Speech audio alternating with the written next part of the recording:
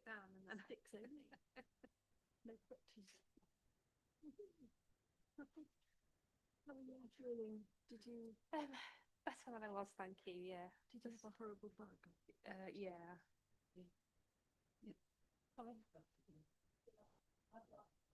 Sorry.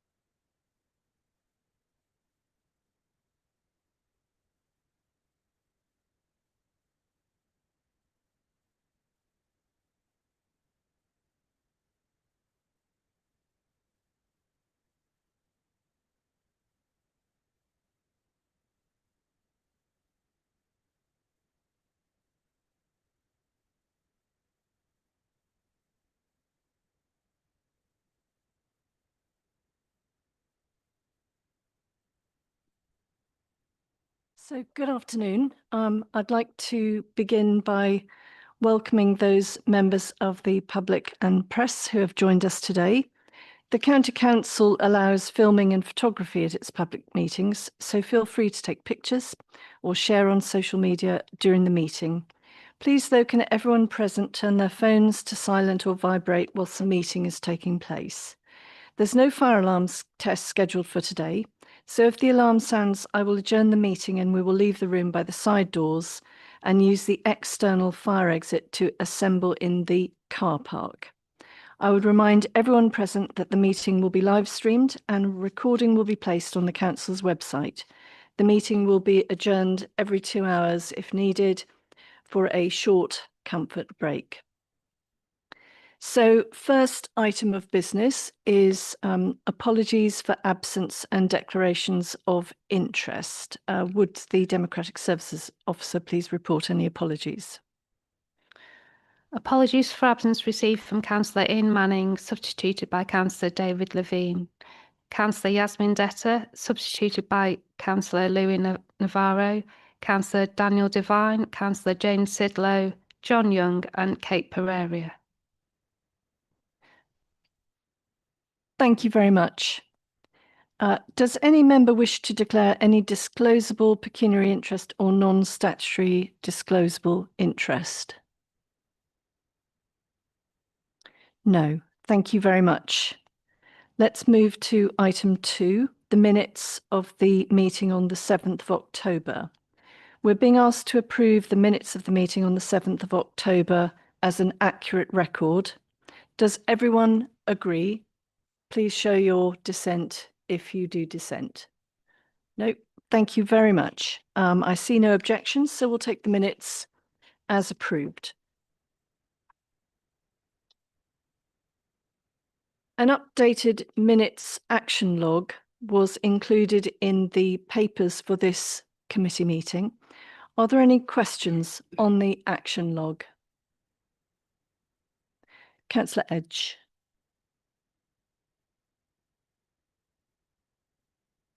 Apologies, just getting myself sorted out. Yeah, there was an item 17C, and I don't see how this can be marked as complete when it's recommended providing an update in autumn 27. Surely, for visibility, it needs to stay on the action log until it's fed back. Martin, would you like to comment on that? Have you found the action? I have found the action. I'm happy to amend that, or at least put it on the forward plan. But forward plan for 2 years would seem a little unusual. So happy to reverse that to make sure it stays visible. Thank you. Are there any other comments about the action log? No, thank you very much. Let us move on to the item of public questions and petitions. We have received no petitions this month, but we have got 2 public questions. So the first question is from Mrs. Wallace, a local resident. She's unable to attend today, so the Democratic Services Officer will read the question on her behalf. Thank you. Families repeatedly report that the local authority does not always offer the most cost-effective option that always meets needs. In my family's case, a personal budget that would have reduced cost and met need was not offered early enough, and this has contributed to the need for a far more expensive placement alongside the personal budget. This demonstrates how failing to provide timely, family-preferred, cost-effective support results in higher overall expenditure and poorer outcomes for children. And her question is, in light of these patterns, what steps is the Council taking to ensure that SEND decisions prioritise both lawful, needs-based support and genuine cost-effectiveness so that children receive appropriate provision without avoidable overspending on high-cost placements?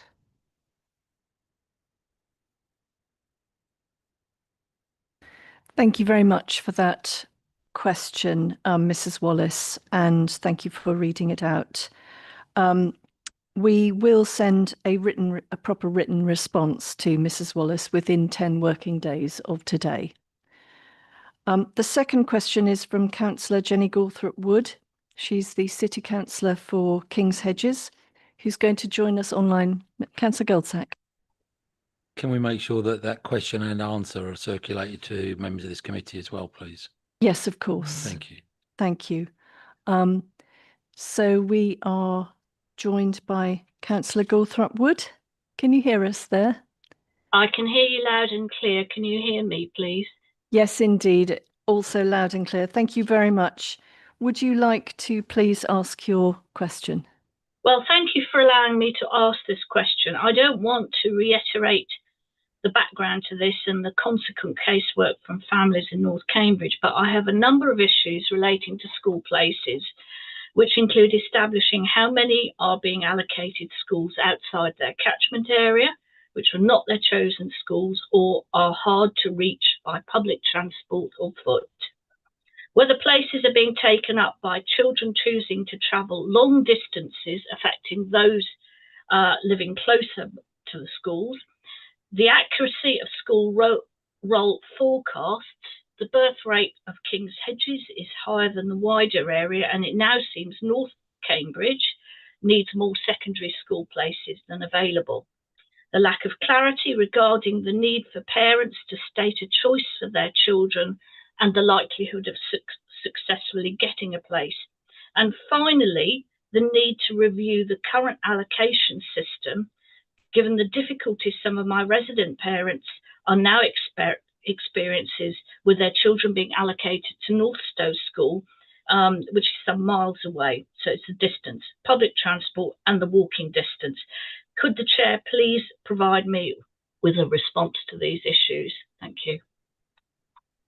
Thank you very much for those. The question, which covered a number of specific issues associated with school places, and I will make sure you have a proper written response within 10 working days, if I may. Thank you very much for your question. Thank you. May I ask, am I allowed to ask a supplementary question? You're not really allowed, Okay. but please do write with your questions. Thank you. Thank you very much. Thank you. Thank you very much. We will now move on to item 4 on the agenda, which is commissioning children's placements. We have a report.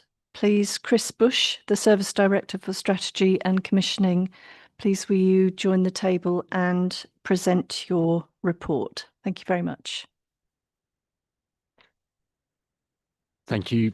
Thank you very much indeed, Chair, and good afternoon, colleagues, as well. Thank you for welcoming me to my first committee here at Cambridgeshire County Council since recently joining. I will do my best to maintain the standards that I've seen thus far and not let the side down. So, as the Chair has introduced, I'm here to present a paper this afternoon that requests approval for the extension of something called a DPS, our current DPS, or Dynamic Purchasing System, that essentially governs the procurement, the way that we access placements for some of our most vulnerable children. And it's referred to in the paper throughout as the Children's External DPS. This is an arrangement that went live on the 1st of April 2019 and had contained within it, when it was established, a total allowed period for these contractual arrangements of up to 10 years. There are currently, the current contractual period that is approved runs up until the end of March 2026. And we have the provision for extensions to make to that for a period of another 3 years on top of that. The paper that's in front of you today that I'm talking with you about proposes an extension for a period of 2 years. And I'll go on in a moment to explain why we are requesting that that extension be agreed. The value of this contract over the extension period that we're asking for is approximately £60 million. That's 60 million over the 2-year period. I think it's worth me stressing for the benefit of committee members that that is a notional figure in two respects. The first one is these are costs that we would be incurring as a council for the placement of these children, irrespective of whether we had this contractually compliant arrangement for doing so in place. And because of the nature of the contractual arrangement, the agreement to extend does not commit the council to any level of expenditure whatsoever. It is purely a vehicle through which we can secure placements in a contractually compliant and quality assured way. I think it's very important to stress that point for any committee members who may be worrying that they're about to commit to £60 million worth of expenditure that we weren't previously committed to making. The contract is made up of 4 lots, and they are summarised in the paper, but I'm happy to expand as we go, Chair, at your request. But I will keep it brief for now, of course, in the interest of time.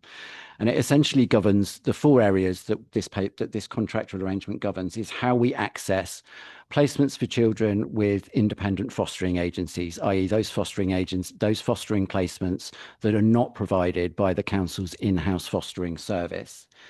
Children who are placed in residential settings and residential care homes, independent special educational placements, and provision for placements for children who are being educated in out-of-school tuition settings as well.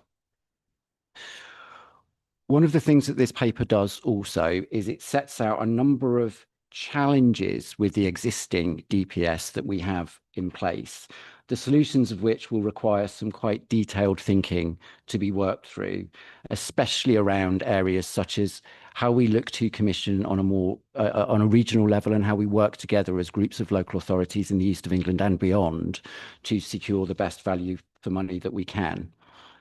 How we consider intervening in the market differently and helping it to be shaped differently, and the levers that we pull as a local authority in helping the market to understand and work alongside us to be configured in a way that we think will most optimally meet the needs of the children and young people who are receiving these services. And there is also an element of work that needs to be worked through, and I'll come on to this in a minute, about how we're configured as a local authority to commission and broker some of these, this type of provision in the most effective way that we can. For the benefit of committee members, the challenges that we're currently experiencing, but also the mitigations that are not only already being put in place but will continue to be so, are summarised in some detail in sections 3.9 and 3.10 of the committee report itself. As is briefly summarised in section 4 of the report as well, commissioners have begun to carefully consider the options, including the preferred way forward for the future. However, they have, in my opinion, rightly concluded that there is insufficient time to properly scope, design, and implement these options ahead of the expiry of the current contract period of March 2026, being only approximately 4 and a bit months from where we sit today. The extension that we're requesting will provide commissioners the time required to plan and implement these new arrangements for each of the areas, with the intention of moving to the new commissioning arrangements by the end of 2027. This undertaking is complex and will require a lot of careful planning due to the contract size, value, and the varying needs of each of the lots that I've very, very briefly summarised in the paper thus far. Planning for this and planning for the future beyond the extension period that I'm asking for today is already well underway. And further to my point earlier, detailed options appraisals have either been completed or are beginning to be completed, identifying the associated proposals moving forward. But those options appraisals have extended to the risks and the challenges that we face with our current arrangements. And as I said earlier, the mitigations to those are already either in place or being put in place as summarised in the report. Having said that, I'm sitting here asking for that 2-year extension to be put in place, commissioners are working now to identify what the arrangements will need to be for the future. And it is my expectation and certainly my intention that we will not necessarily need to make full use of the 2-year extension period. And I wouldn't want committee members to think that we would be going away from here today thinking we have 2 years and luxuriating in all of that space, in all of that time. Far from it, actually. The paper summarises the timeline for when we expect to be coming back to committee to set out our proposals for the future. And that will be done beginning in March, as early as March of next year. We expect to do this in 3 distinct chunks, as the current DPS arrangements, where everything is essentially governed in exactly the same way, need to take account of the very differing needs within those 4 lots that I've described, and therefore we will need to be taking more than one approach to how we arrange ourselves and organise ourselves for the future. So we expect to be coming back to this committee with proposals for that future, starting in March 2026, looking at our independent fostering arrangements and our residential home provision.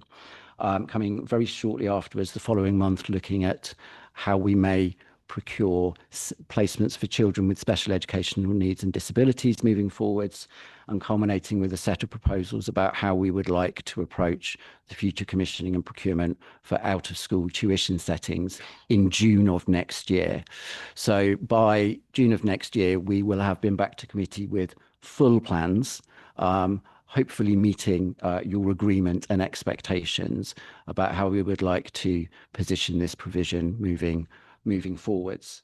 So to very briefly summarise, and I'm extremely conscious that there's a lot of information in the report, and I want to leave as much time for questions as possible. But essentially, we're sat here today, or I am sat here today, asking to evoke the allowed for 2-year extension period for this arrangement, to allow for us to maintain a compliant, quality assured and legal route to market for all of this provision, whilst commissioners have the time and space to conclude their thinking and planning for the future, which we will then be subsequently bringing back to you for consideration. To reiterate, the proposals themselves do not commit the local authority to any expenditure in and of themselves. They provide a vehicle for us to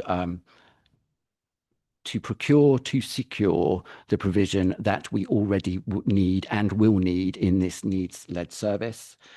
The provision itself and the contractual positions themselves have, in my opinion, a sufficient amount of flexibility to adapt to any changing future landscape, including the option for us to render any position dormant at any point that we wish and exit the contracts at any point that we wish. This also includes the capacity to novate contracts, should we ever be required to any new entities that may emerge post local government restructure, and I won't even begin to speculate on what that may or may not look like forwards.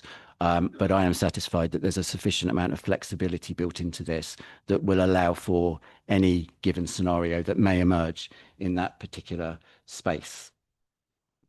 It also doesn't prevent us from moving to any new arrangements any sooner. I think I made this point a moment ago rather clumsily. We don't expect to sit here and take a full 2 years to come up with new plans. We expect to be back here very, very soon, as I've said. But equally, we will mobilise any plans for the future subject to committee agreement as rapidly as possible.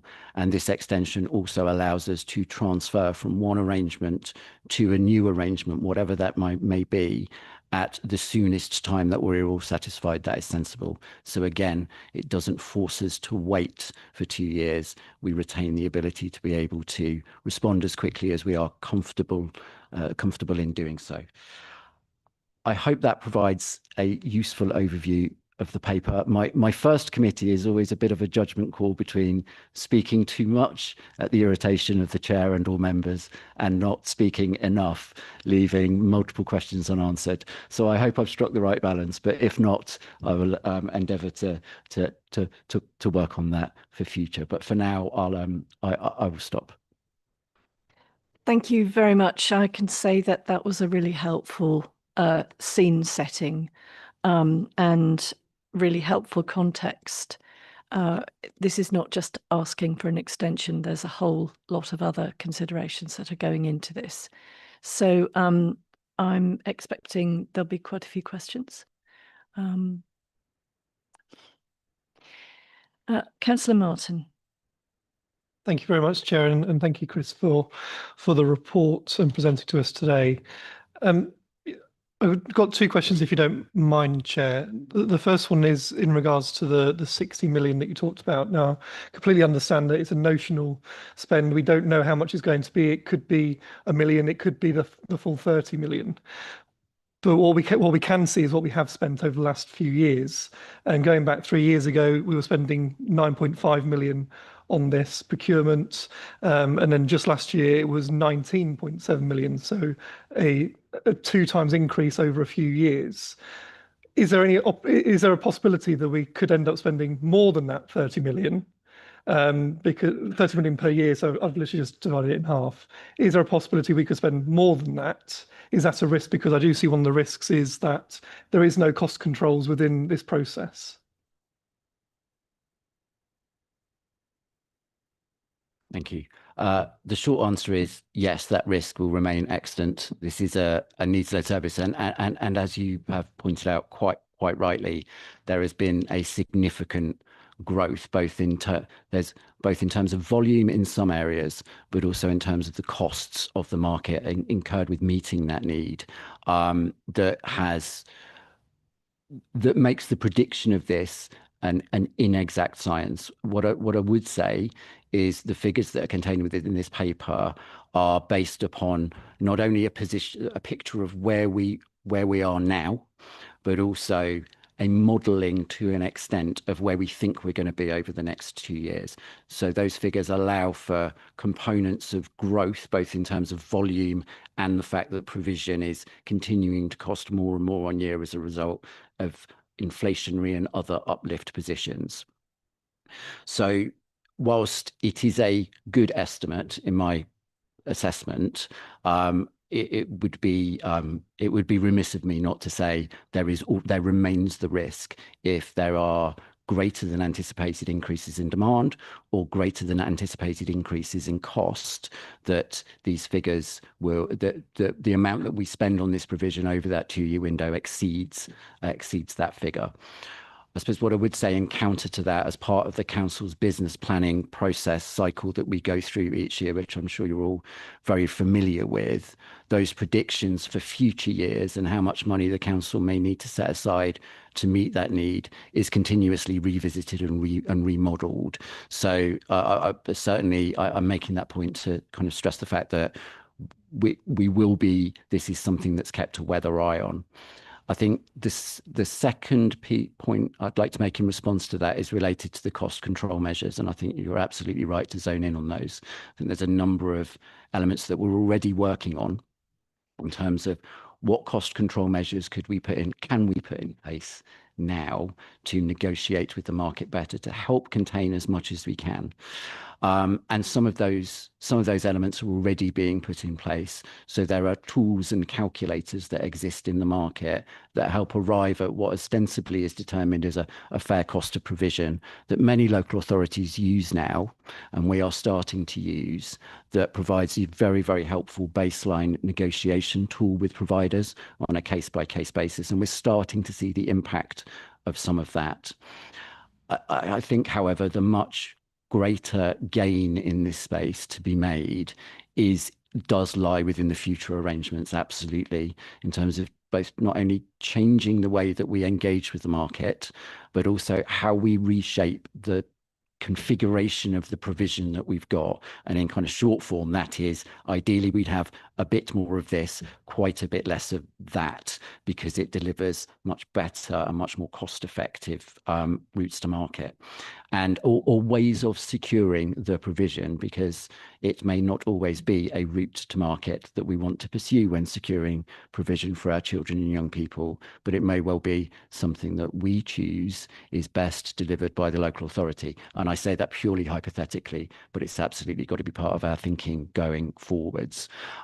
And I'm hoping that when we come back to speak with colleagues around this table over the course of the next 6 months. And I'm genuinely hoping that that isn't a conversation that's singular and happens only once and in the next 6 months, but is part of an ongoing discussion between all of us. And I'm hoping I'll get the opportunity to speak with many colleagues around this table as we go, that you start to see some of those things reflected in the designs that we're bringing forward, and essentially saying, we think this is a good idea.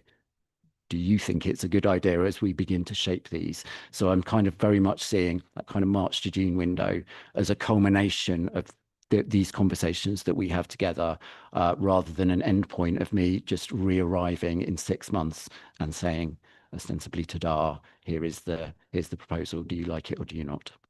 Sorry, a bit of an add-on at the end there. Apologies, Chair. No, thank you very much for that response. It's very useful, particularly in regards to the potential risks that we have moving forwards. The second question I had was in regards to section 4, which is the alternative options that were considered. Reading through it, it tells us quite clearly why we shouldn't do some of the options, but it doesn't tell us why we should potentially do those options. Could you just allude to some of the benefits of the alternatives that are there, if there are any benefits? Because I don't see them in the report in front of us. Absolutely. I'm just reminding myself what we said in section 4. So I think a number of the alternative options, if I'm being really frank, and hopefully that would be an expectation of me here, have been discounted on 2 grounds, really. One is where we would like to go. It does not. Some of the spaces that we would like to go in, that we would see as the solution to this, simply don't have either the maturity or the kind of cross-regional buy-in at this stage, or sufficiently so for us to begin to move to them.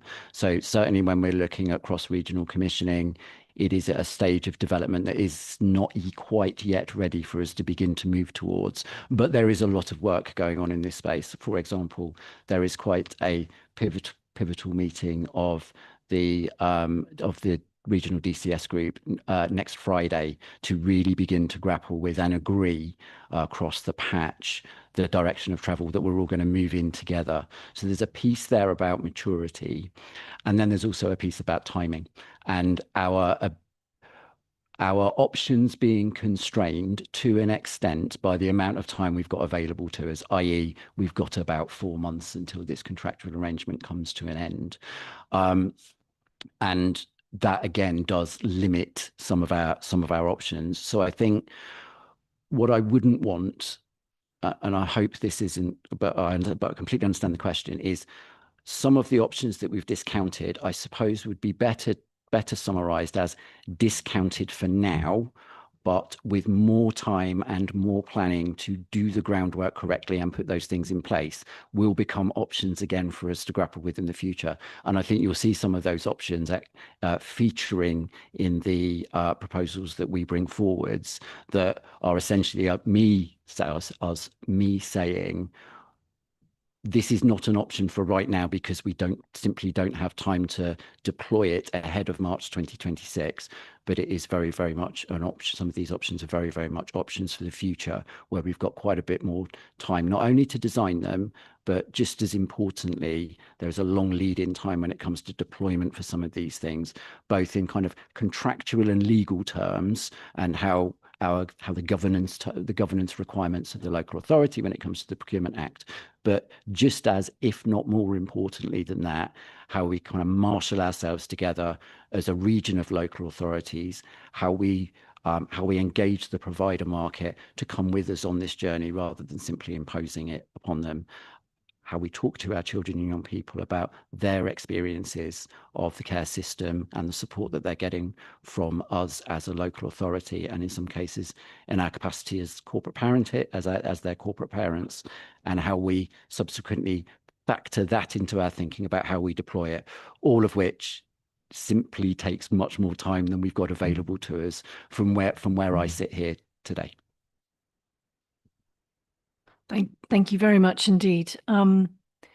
Councillor Navarro. Thank you, Chair.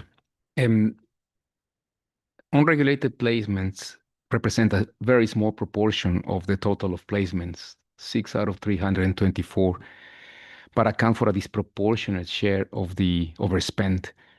What steps are being taken to reduce reliance on high-cost, unregulated placements and increasing county sufficiency? Thank you, Councillor Navarro. I may invite Martin to join in on this one with me, as I am still slightly hiding behind I'm quite new to the organisation and I'm still figuring out how everything works card. I fear that I've only got maybe another few weeks of that left in its credit. Having said that, I think I can speak quite confidently about the disproportionality of cost. We know that nationally there is a shortage of suitable placements, particularly for some children and young people with particularly complex needs, particularly in the adolescent space, although not exclusively. And we know that as a result of that shortage, local authorities, ourselves included, are forced to move away from regulated settings, often as a result of exhaustive and exhausted placement finding activity. It is not uncommon, in my experience, to see children and young people in these settings having been placed in these settings following many, many hundreds of approaches to alternative care provision and care providers who either do not have the space and capacity because we know we have a shortage, or do not feel confident and able to meet the particularly complex needs of these children and young people. The corollary of that, of course, or the outcome of that in one way is cost. Those placements are by their very nature some of our most costly placements, and they do end up quite naturally being a significant and disproportionate contributor to the costs, to the overall negative financial position, to any overall overspend position. What I do also know is that many of these unregulated settings will be in the process of working extremely hard to become regulated. And I know colleagues in both operational children's social care, as well as in my commissioning and brokerage unit, are working alongside those providers to support them to become regulated. So I say that because I think that's an extremely important point of unregulated settings often get viewed as a cohort in their own right, but it is actually an ever-changing market as they respond to need. They are often established at extreme pace as a result of responding to the kind of drivers of the market. And there is a significant lead-in time, it has to be said, when it comes to them becoming Ofsted registered as well. That can take many, many months. And we know that our colleagues at Ofsted are working as hard as they can to keep up, but it is a long list and it takes a long time to get through. I think the secondary piece, so part of responding to it is supporting them to become unregulated. The secondary piece will be about the pieces of work that are being done alongside those providers, both in terms of the quality of that provision. So with unregulated settings, we would expect to see considerably greater support, considerably more frequent visits and checks on the children and young people in those settings to ensure that despite their status, the quality of care is maintained at the standards that it needs to be maintained at. However, process is one I am still beginning to understand in CCC, so I don't want to speak erroneously confidently about it. So if I may, Councillor Navarro, invite Martin to maybe just plug the gaps in my knowledge, I'd be extremely grateful. Yep. Hi, thank you very much. Yep. So we have a constant review of the number of children that we have in unregulated placements. It's often between 5 and 10 children. I think it's 8 at the moment. We have a process of weekly reviews and weekly visits to those children that are in unregulated placements. We had a meeting with Ofsted to run through our processes to ensure that they were assured that we were doing all we can to make sure those children, whilst in unregulated placements, were getting a good level of protection and oversight from us. They provided that assurance. They could not provide any other examples of activity that we should be doing regarding those children. The weekly review reviews is overseen by a service is reviewed by a service director, and that is a review not only of the care needs but also of the care provided for each of those children. And it also extends not just to children that are in unregulated placements, but any child that has extremely complicated needs or is in high cost residential external accommodation. And later in the pack you will see it's at page 46, but we'll come to it later if you don't want to look at it now. 5.3, the graph shows the average weekly cost by placement type over on a weekly basis of the rolling 12-month period. And you can see that the unregulated placements, whilst having a slight uptick in the most recent month between September and October in the report, there's actually been a strong downward trend from over £22,000 down to just over 15 per week. There are 5 other placement types as well, which are also reviewed, and you can see that the costs on those are either generally downward or at least on a plateau. So there is a high level of oversight for those high cost and high needs placements to make sure the children get the right care and that we get the right value for that care. Thank you very much. Councillor Edge. Thank you. You actually mentioned it in your response earlier to Councillor Martin. I was actually going to ask about future modelling on costs. So can I just elaborate a little bit further on what you responded with? You mentioned that in the paper you had done some modelling, which is fantastic to hear. Can we just understand what proportion of that modelling was based on the current commissioning and how much you've looked ahead? And I guess where my question was going to be going is which I'm now assuming that you've got this well in hand, is to what extent you are looking at kind of cost modelling for efficiencies with your future thinking. Thank you, Councillor Edge. Future modelling, one of my favourite subjects, but also something quite tricky to get right. So, I mean, in terms of the modelling that we've done so far, it is based partially on kind of where we are now. It is based partially on where we've been previously as well, because part of building the predictive models for the future includes looking back and looking at the trajectories that we've been on. One of the challenges that has existed around that and continues to exist is when it comes to predicting the social care markets, whether we're talking about children's or adults for that matter, some fairly kind of tried and tested regression analysis models which we use to predict have been rendered somewhat redundant by COVID occurring, which was an enormous statistical blip when it came to kind of building pictures based on past trajectories that has thrown quite a lot of models out. The good news is that has also forced us to go back to the drawing board at times, and I think that's across the public sector, not just in this space. So there has been a fair element so far, I would say, Councillor Edge, in using the data that's available to us in terms of how our population is changing and how our population is moving around to make increasingly sophisticated estimates of where we think we're going to be. In some cases, that's relatively straightforward. One of the most universal truths about adults is once upon a time they were children and are able to predict how people might move through the system. Can be relatively linear. However, there does remain a challenge, and I think it's one that as we go along, we want to refine some of our forecasting models to be better focused upon, which is that around the topic of migration, of people moving around. People move from place to place, and we tend to build systems that make assumptions about the fact that everybody enters one of our systems at the beginning and works their way through that system from beginning to end. And if only everybody would do that, everything would work perfectly. Unfortunately, people tend to, move house and things and arrive partway through our carefully constructed early intervention systems. So I think I use that as an example, partly because it is a genuine problem when it comes to predictive modelling and the designing of services, but also because I think it's an area where we need to do a bit more work to strengthen the way we're analysing that data that's available to us, so we are becoming increasingly precise. I do think, however, the modelling that we're using at the moment to start to draw the picture of what we think the future looks like is good. I suppose I use that example to say there are areas where it could be better.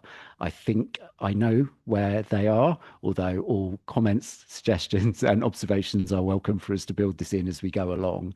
So good, but with more work to do is what I would say. Thank you very much. Councillor Goldsack. Thank you, Chair. Chris, welcome, and thank you for the report.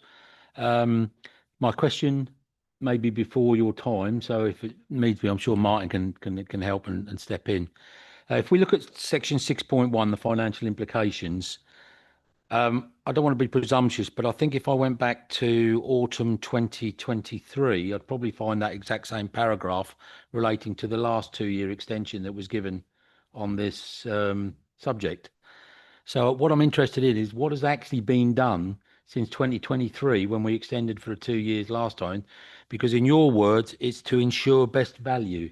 So have we been working to not best value for the last couple of years, or has there been significant work done and it's just not been implemented? So hopefully you understand my question. I'd be very keen to understand what's happened in the elapsed time. I do, and I think it's, and I'm not just saying, I think that's an extremely reasonable question, and it's one that I've asked myself. I will, if it pleases the committee, I will answer it as best as I can from my perspective and from what I have learnt since I've been here. I accept that there may well be gaps in that, so apologies if I miss something really important. And as you've already mentioned, Martin may wish to add to it as the kind of holder of the historical truth. But I think to begin with, I would say commissioners and operational colleagues are working extremely hard to achieve best value in a really difficult environment. And actually, a lot of the data does support that. Our costs are not disproportionately high. In fact, when we look across various regional and national and statistical neighbour benchmarks, those local authorities most similar to us in a socio-demographic way, we are generally tracking towards the middle of the pack. So, which tells me that whilst there's room for improvement, there has been a good amount of focus placed on containing and controlling costs. Accepting that in the children's space, it very rarely feels like it, given the hyperinflated nature of the market that we're working within. So I think there remains a focus on that. However, the middle of the pack comment I make quite deliberately, where we know that, and this is kind of all about the future piece I'm doing now, but we know that there's more that we could do. And I think colleagues across the region, as well as ourselves, kind of recognise that. I think what I've also seen since I've been here is colleagues working extremely hard to do exactly that, but against the backdrop of some quite considerable challenges. One of the things I keep hearing that has been disruptive, particularly in contractual terms, is around the decoupling that was gone through and the impact that had both on capacity, resources, but also the kind of the contractual reconfiguration that needed to happen over all of that. And that feels to me, rightly or wrongly, I accept, it feels to me like there was some lost time in there. There was some time where energies were devoted elsewhere, and that didn't necessarily give us the kind of full amount of focus that maybe otherwise we could have had. Again, I keep caveating this with it is my observation and nothing more than that. I do think quite a lot of thought has been given to the mitigations that the paper sets out for the status quo and how we maintain it, but how we maintain that status quo better, I suppose, is how I would summarise that. Section 3.9, 3.10 has taken a lot of thought from officers, and a number of those things are already in place, I must say, and they are helping, but they are absolutely a sticking plaster, for want of a better phrase. They will keep us going in as good a shape as we could do, pending something more positive moving forwards. I also think there's very much something about and I touched on this in response to a question earlier, about our regional maturity. And I don't mean that regionally we are immature, but some of our collaborative working and how we work together as groups of not only local authorities, but how we work with our health partners in this space is something that has maybe needed some time to be worked on and embed. And I'm certainly seeing some quite positive results, some quite positive things, I think, not results, some quite positive things in my time since I've been here. But again, given that it is, again, in my opinion, part of the solution, part of our ultimate and optimal response to this is how we work together regionally to tackle these issues.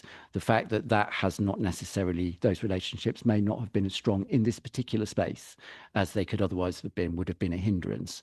So it's a confluence of factors, but I'm equally conscious that what you have just had is my download of 2 months of observation, and there may well be things that I've missed, and apologies if I have, particularly if it's a particularly important point.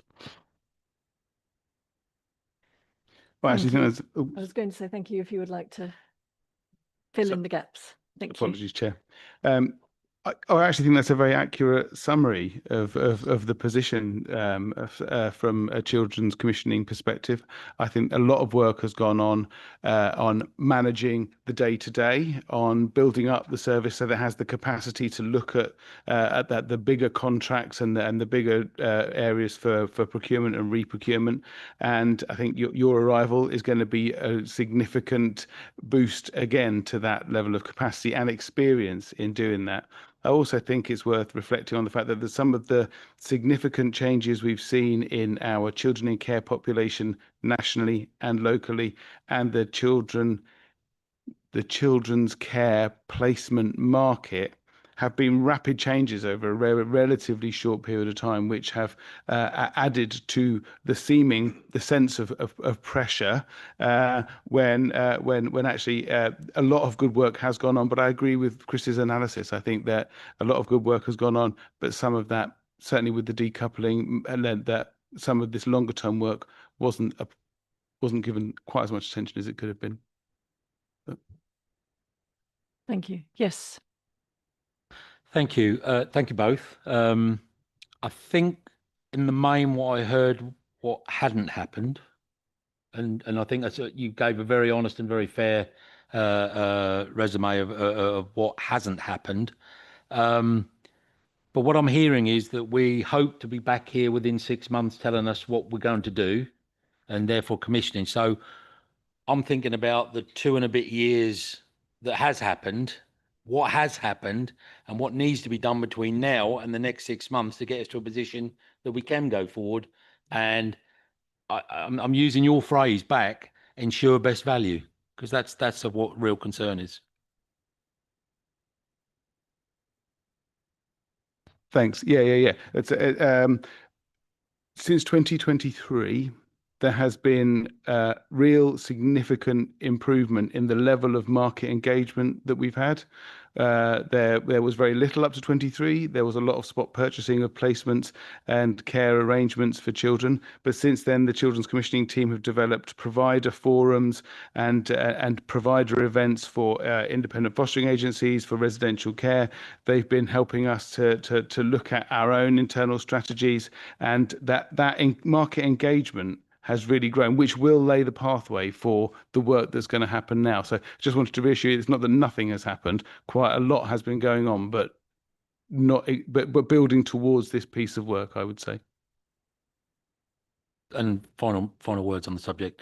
So what we can do as a committee today is we could forward our entry, Chris, to come back with that where we're at on the actual commissioning reorganisation.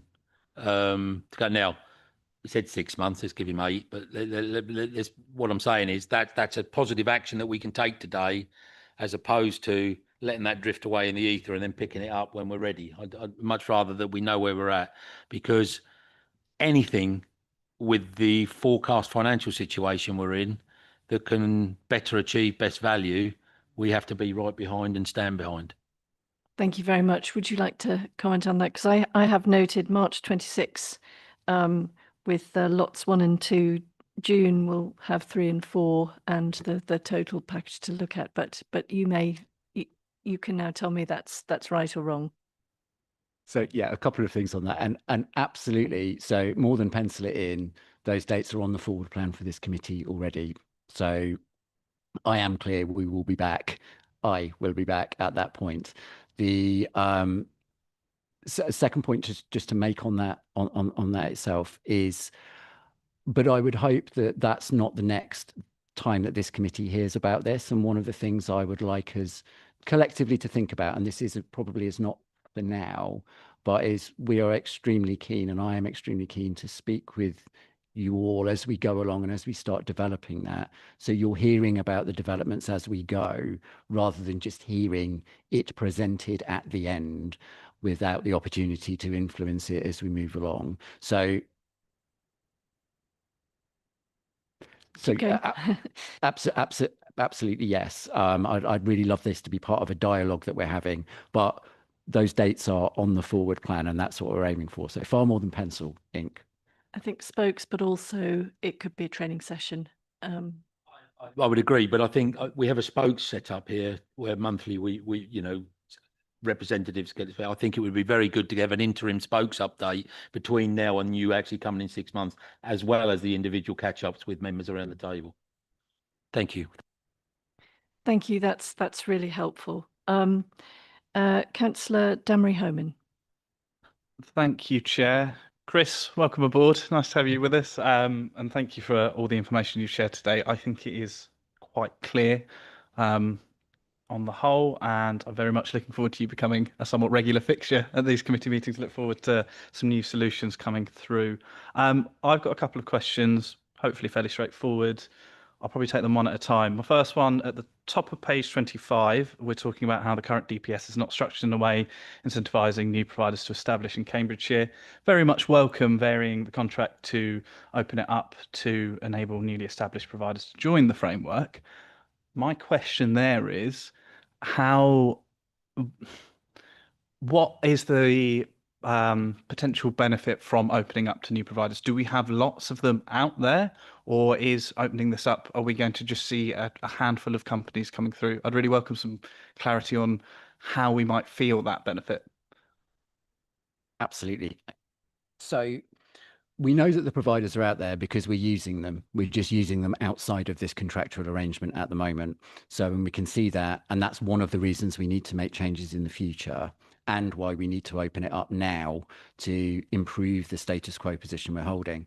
We have a number of providers, a sizable number of providers that we are making placements with that are not on this contract, not on this DPS, and they should be, and they're not for two reasons. Number one, the DPS is quite difficult to get on, and that's nobody's fault. DPS is traditionally quite a conservative model of market engagement, and they generally tend to have quite high bars to joining, which can be prohibitive, particularly to our smaller operators, who are more often local and exactly the types of providers that we would like to encourage. And that kind of those barriers to access can be relaxed, and we must very much look to do that. The other is, and this is where it becomes not tricky, but it's another important factor, is with that dearth of providers on the DPS, there are providers who do not wish to be part of our DPS because they're very, very happy continuing to charge the rates that they are being charged unfettered by the trivialities of, say, contractual clauses. So therefore, again, us making it extremely difficult to get providers onto this DPS as it currently stands at the minute kind of lends a degree of credence to the position that some providers are adopting. So a combination of being able to both open it up, increasing the number of providers on it, and therefore increasing choice. And as I said, that choice is there. We're using them. We're just not using them through the route that we would prefer. The more we get that, the more that happens, the greater kind of negotiating power we have with the what I would hope would be the ever reducing number of providers that we're having to engage outside of that contract going forwards. It is it's not an exact science. We may open it up and everybody might decide that they don't want to be part of it, but that is not my suspicion. Far from it, from the number of conversations that I've had so far with the providers that seem that there's an appetite there to do it. So I suspect it will yield some fruit, and relatively quickly as well. Thank you. That is a very comprehensive and useful answer. Much appreciated. My second question was in section 4, so I'm looking at 4.5 and 4.4 somewhat as well. Obviously, work is ongoing to see how explore the possibility of adopting a regional commissioning framework. I note that with the joining existing regional frameworks, obviously they are far afield from where we are, but one of the reasons it's been discounted as an option is the risk of increased number of children being placed outside of the region. If we did adopt a regional commissioning framework, how certain are we that we can make sure that children are placed within what I would call their locality rather than within that region? If I look to Improvement East, that covers quite a large area. So I'd really welcome just the potential or how we would manage placements if a regional framework was adopted. Absolutely, of course. And I think you've noted the existing regional frameworks there far away. However, as part of the development and the proposals that are being considered, we've been talking quite extensively with those local authorities that are running those regional frameworks. So, for example, from my previous life, I worked very, very closely with the West London Alliance, which was the West London-led regional commissioning framework for children's placements.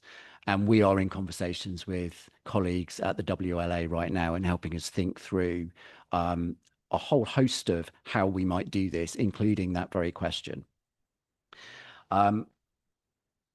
Part of the answer lies in what will come next and what we bring forward next, because I think it's fair to say that we're still grappling with that.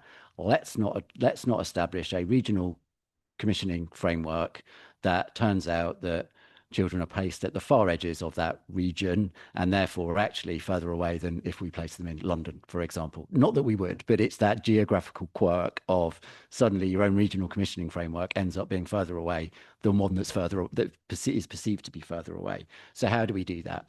A big chunk of that will be about how we lot it and how we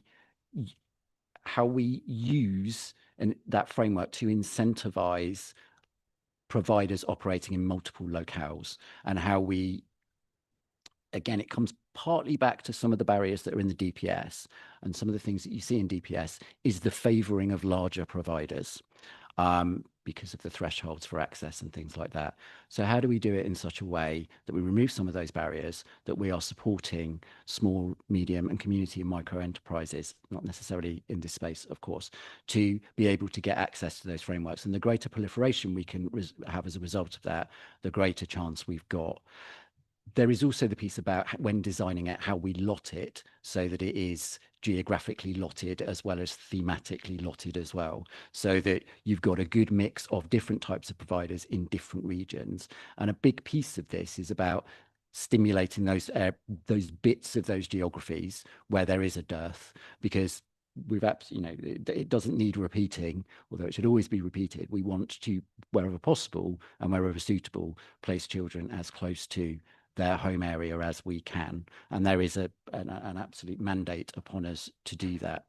So I think how the regional commissioning approach as a concept is the one that makes the right sense for a whole load of reasons. The bit that determines whether or not it will work is exactly as we've talked about, as we're starting to talk about now, is how we design and execute and implement it to work for our geographies across the east of England in some of the ways I've just talked about, and I'm sure lots of other ways that I've forgotten about, that if they were actually watching, my commissioners would be currently shouting at the screen and be extremely disappointed that I'd forgotten them. Thank you very much. Do we have any other questions? Do we have any items for debate, given we've had that distinction in the past in this committee? Are there any matters to debate? Therefore, in that case, we'll move to the vote. So the committee is asked to approve a 2-year extension as set out in the recommendations for lots 1, 2, 3 and 4 of the X4, and to commence from March 26 until up to March 28th, at a total value of £60.71 million for all contract extension periods, but we've all heard all the caveats around that. So would those in favour raise their hands now, please? Thank you. I believe that's unanimous. Thank you very much. And thank you very much for coming along. I hope you've enjoyed your first session and we look forward to seeing you again. Thank you very much for the report and all your comments. Thank you, Chair, and thank you everybody for being so welcoming. I'm looking forward to working with you all. Thank you. So let's move to the next item on the agenda, the Finance Monitoring Report for October 2025. So it'll be introduced by Martin Perbrick. Thank you very much, Chair. So you will have seen in the papers that the end of October 2025, Children, Education and Families is forecasting £10.74 million overspent on core funded activities and £33.52 million overspent on the dedicated schools grant activities. Children's placements continue to be the largest driver of core funded overspend at £8.7 million. And you will note this has been a reduction on the previous report following £2.8 million of pressure funding approved at Strategy and Resources Committee. You will note that the report rates that in the report that the rate of children in care in Cambridgeshire is 55 children per every 10,000 of the under 18 population in Cambridgeshire. And this is still significantly below the national rate of 70 children per 10,000 of the under 18 population. So that reinforces the some of the stuff that we were talking about earlier, and some of the graphs I was talking to you about 5.2 and 5.3 at page 45 in this report give some indication of the increasing demand for children in care placements and the costs that we are trying to manage. The Children, Education Families vacancy factor continues to overachieve its saving by forecasting £800,000 saving to the year end. Fostering and adoption see pressure due to the increased number of families being assessed as foster carers or kinship carers. And while creating a small pressure, this is good news, as it means that almost 53% of children in foster care are now placed with in-house foster carers, which is a turnaround from previous years where less than 50% of children were placed in-house. Targeted support and social care have reduced their overspend to £360,000 thanks to savings being achieved and mitigations identified, plus a reduced reliance on agency staff from 38% in January 24 to 12% today. Regarding the dedicated schools grant, there's cumulative deficit forecast brought into 25-26 of 62 million, and that's on top of the in-year deficit, which I've already mentioned. This reflects the rising number of children who have an education, health and care plan and the funding required to meet the identified needs of those children. Planned and widely reported government reforms of the SEND system have been postponed for a further period of time and are now scheduled to be published in the new year. Their report is there for everyone to read, and Martin Wade and I are happy to take questions. Thank you very much. Questions or comments? Councillor Edge. So thank you for the report. This is more for continuity's sake than kind of questioning anything contained within. So when I was reviewing the report, I have to admit I found some of it a little bit confusing, and I think it's about how things are presented to us from one meeting to the other. So looking at the variances, what's reported as previous as to where we're at now, and looking at the net budget, my understanding is that you've probably put the revised budget figures in there as opposed to the original budget figures. I think for clarity in future, it would be really good to have a column that covers both, so we can actually see any kind of variance against the original budget and against the revised budget. And similarly, in terms of the forecast variance, I'm assuming that that's because you're adding in the month-on-month figures, which also would be really good to kind of have that clarity rather than us needing to make those assumptions. The other thing that I did notice for clarification, which has carried over from the last version as well, but I think it's meant to be 3.3, not 1.3. Thank you. Yeah, I'll just come back on a couple of those points. So yes, so the formatting, as you rightly say, it's a corporate formatting. So I will take that back to colleagues. So obviously we try and be consistent across all committees in terms of how that the figures are presented on a monthly basis. I think one of the key changes, and Martin did allude to it, is that obviously we've now brought in that 2.8 million of pressures funding. So all of the previous forecasts have been kind of reflected across all committees to build that in terms of those figures. And like yourself, Councillor, I did notice that 1.3 after it published, so I do apologise for that, and we'll make sure that is corrected for future reporting. Thank you. And I would add also that I think the capital and revenue, the capital shows a revised baseline, and the revenue figures don't. And I think it just helps people understand what they're looking at if it could be just defined as we go, because that just be helpful clarification, be very obvious. Thank you. Any other comments or questions? Oh, Councillor Goldsack. Thank you. I think it's probably one for Martin. Sorry, Martin P. Sorry. You probably both answer it. I have some concerns over the Executive Director and Staff in Pay section, where we're forecasting a underspend of 1.745. Is that correct? When I look at the reasons why, it's basically saying vacancy factor. So we're not spending money on salaries, and yet we're constantly sitting here in other matters talking about non-performance in SEND, etc., etc. So that, you know, it's always great to see a saving on a budget, but not at any cost. Have you got any comments on that, please? Yep.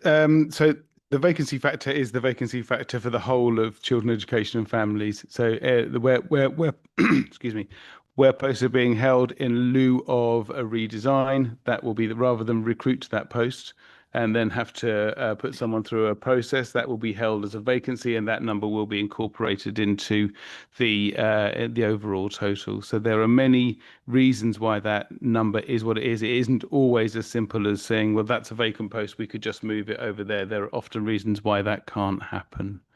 So that's and another part of it is one-off funding designed. Is an addition of one-off funding from another saving elsewhere. But the 800 grand, you're absolutely right. That is about the vacancies. You're absolutely correct.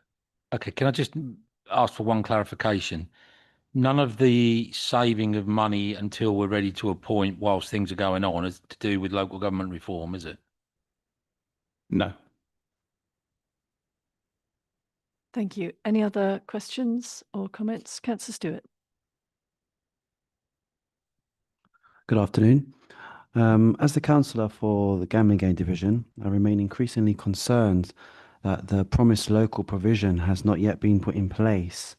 This shortage of local special school places continues to drive up transport demand, as outlined, with more children having to travel significant distances to specialised private provisions.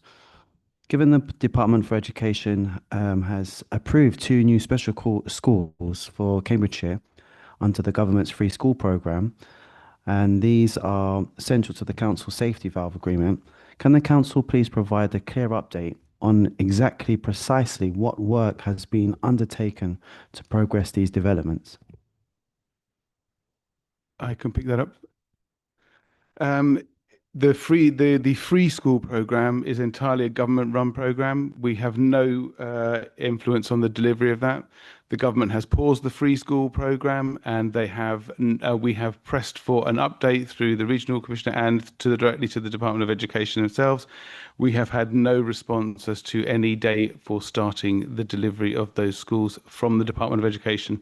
They're not council built, then the delivery isn't council run, it's purely through the free school program, and we have no control over it other than to agitate for a start date, which I completely agree with you. many wards and areas across the county could do with these 2 free special schools. They're vitally important to our safety valve, and they are not being delivered.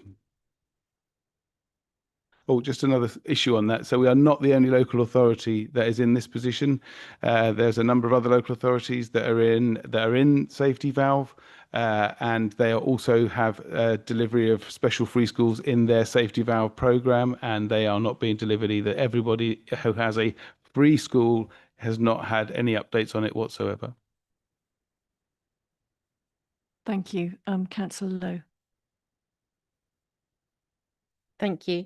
I was just wondering what assumptions in the original budget have been proven inaccurate, and how will these be corrected for 26-27? And I think that probably comes back to Councillor Goldsack's question about the underspend and how that could be used for something, especially with we're behind on send applications. It would be useful to get a good idea of what has led to that.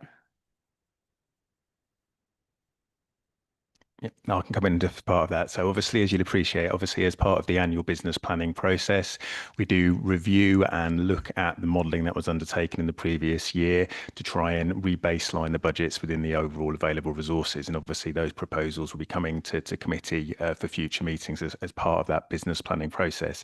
So taking the example, obviously, of children and care placements, which is obviously one of the significant areas of overspend that we have in the current in-year budget, we're obviously looking at a significant amount of additional demand funding going into that area to meet the increases in needs that we spoke about both in this item and obviously in the previous item that Chris presented.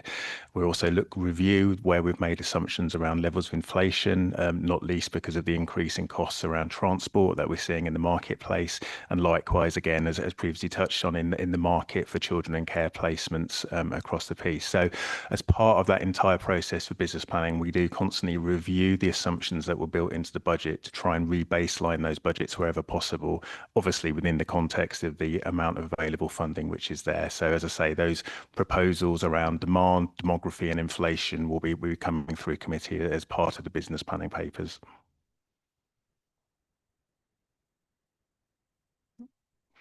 Thank you very much. Are there any other points or questions? Councillor Martin. Thank you very much, Chair. Just picking up the point that Councillor Goldsack made around the 800,000. I appreciate that it's the whole of children and education directorate area. What would be useful is to get a bit more of a breakdown on where that 800,000 sits, because let's say 600,000 of that saving sits within the SEND and the EHCP part of Cambridge County Council. That's a bit more of an issue than if there's only £20,000 worth of open vacancies in that area. But these actually sit in schools, not appointing a new head teacher for a reason or what have you. It'd be useful to get a bit more of a breakdown on where those savings or underspends come from. Yeah, of course, I can come back on that. So yeah, we can definitely provide that in terms of the service areas that overachievement of the vacancy factor applies to. I can say categorically schools do not fall into this. That is purely in terms of the central services delivered by the council across children's social care. And that most of the vacancy overachievement is within the social care arena. But obviously, as I say, we can provide that more detailed breakdown separate outside of this meeting. Sorry, I've got a second question if that's okay, of course, Chair. Yes. But thank you very much for that response. I look forward to seeing that information. The second one is, could we get a bit more context in regards to the ICT services? Obviously noting that it's a 221% increase variance. Yeah, I know 441,000 because of a temporary extension. Can we get a bit more context on why we had that temporary extension, what that extension or what that cost is in relation to what we would normally have paid for that service or we had in the previous year, because it sounds like a heck of a lot of money for potentially a 6-month temporary extension. We don't know because we haven't got that information in front of us. Yes, I believe you're referring to the temporary extension around the EastNet broadband contract, which the ICT service facilitates on behalf of schools. And it's a Cambridgeshire, but kind of a Cambridgeshire-wide scheme in terms of that. I don't know the exact detail in terms of the rationale for the extension. So again, I suggest we probably take that away and provide a written response in terms of that, and unless we have any, Martin, unless you know any more detail at this stage. Yeah, the extension was to enable a smooth handover of broadband deliveries directly to the schools rather than through the council. So if we hadn't extended that contract, some schools would have had a risk of having no broadband at all. So the contract extension ensured a smooth handover while we changed contracts. Is that satisfactory, or would you like a written answer? A written response would be useful to tell us how, what the price increase we paid for that extension in comparison to what our previous contract was. Because let's say we've extended by 6 months at 441,000 and it costs us 800,000 normally. That increase isn't significant in that temporary extension. But if we normally paid 100,000 for that, and we're now being charged 400 for a year, and we're now being charged 400,000 for 6 months, that is a huge increase. Thank you. I think a proper note of explanation would be very helpful. Thank you very much indeed. Are there any other points or comments? Thank you very much indeed for the report. We're asked to note this report. Looking at the next item on the agenda, please. This is the risk register. And this is also going to be introduced by Martin Perbrick. Thank you very much. The Directorate risks are reviewed regularly alongside the mitigation and action plans within those risks to ensure that they are managed appropriately. There's a well-established governance process that ensures risks are reviewed and reported at 3 different levels, including to the Council's corporate leadership team. The key changes in this report reflect that the early years and education system, EYES, which is a new ICT, which is a new education database, being implemented, has been reprofiled in terms of delivery timelines to be, instead of delivery in August this year, it will be June next year, and agreed at the relevant governance levels to be repositioned. The RAG status has now been reduced in accordance with that. The second change is to note that the risk relating to special educational needs and disabilities have been amalgamated to reduce duplication and for simpler oversight and review. Colleagues may remember there was multiple risks related to SEND, safety valve, and the cost of delivery. This was a recommendation from the CLT Assurance Group. The Council is still awaiting a response from the Department of Education regarding its safety valve submission from July 25, hence, which is contributing to this risk. In addition, the Department of Education has delayed the builds for those 2 schools, which we've just talked about. So that's the 2 notable risks. Changes. Thank you very much. Councillor Goodliff. Thank you. Regarding the now 2 risks, which are at level 20 and were previously at level 20 and I think have been at level 20 for quite a long time now, can you clarify how extreme that level 20 is? Because I know we don't go above that, but how much more of a risk is there now, say, than 6 months ago and a year ago, so that we can quantify how high that actual highest level is, if that makes sense? Yes. Thank you for that question. So obviously the top risk rating, it tells you how significant it is. And if we've read the previous reports, which I know that you have, you will know that being able to deliver those services within the financial allocation across SEF, we've extended that quite considerably, and therefore the risk needs to remain at that.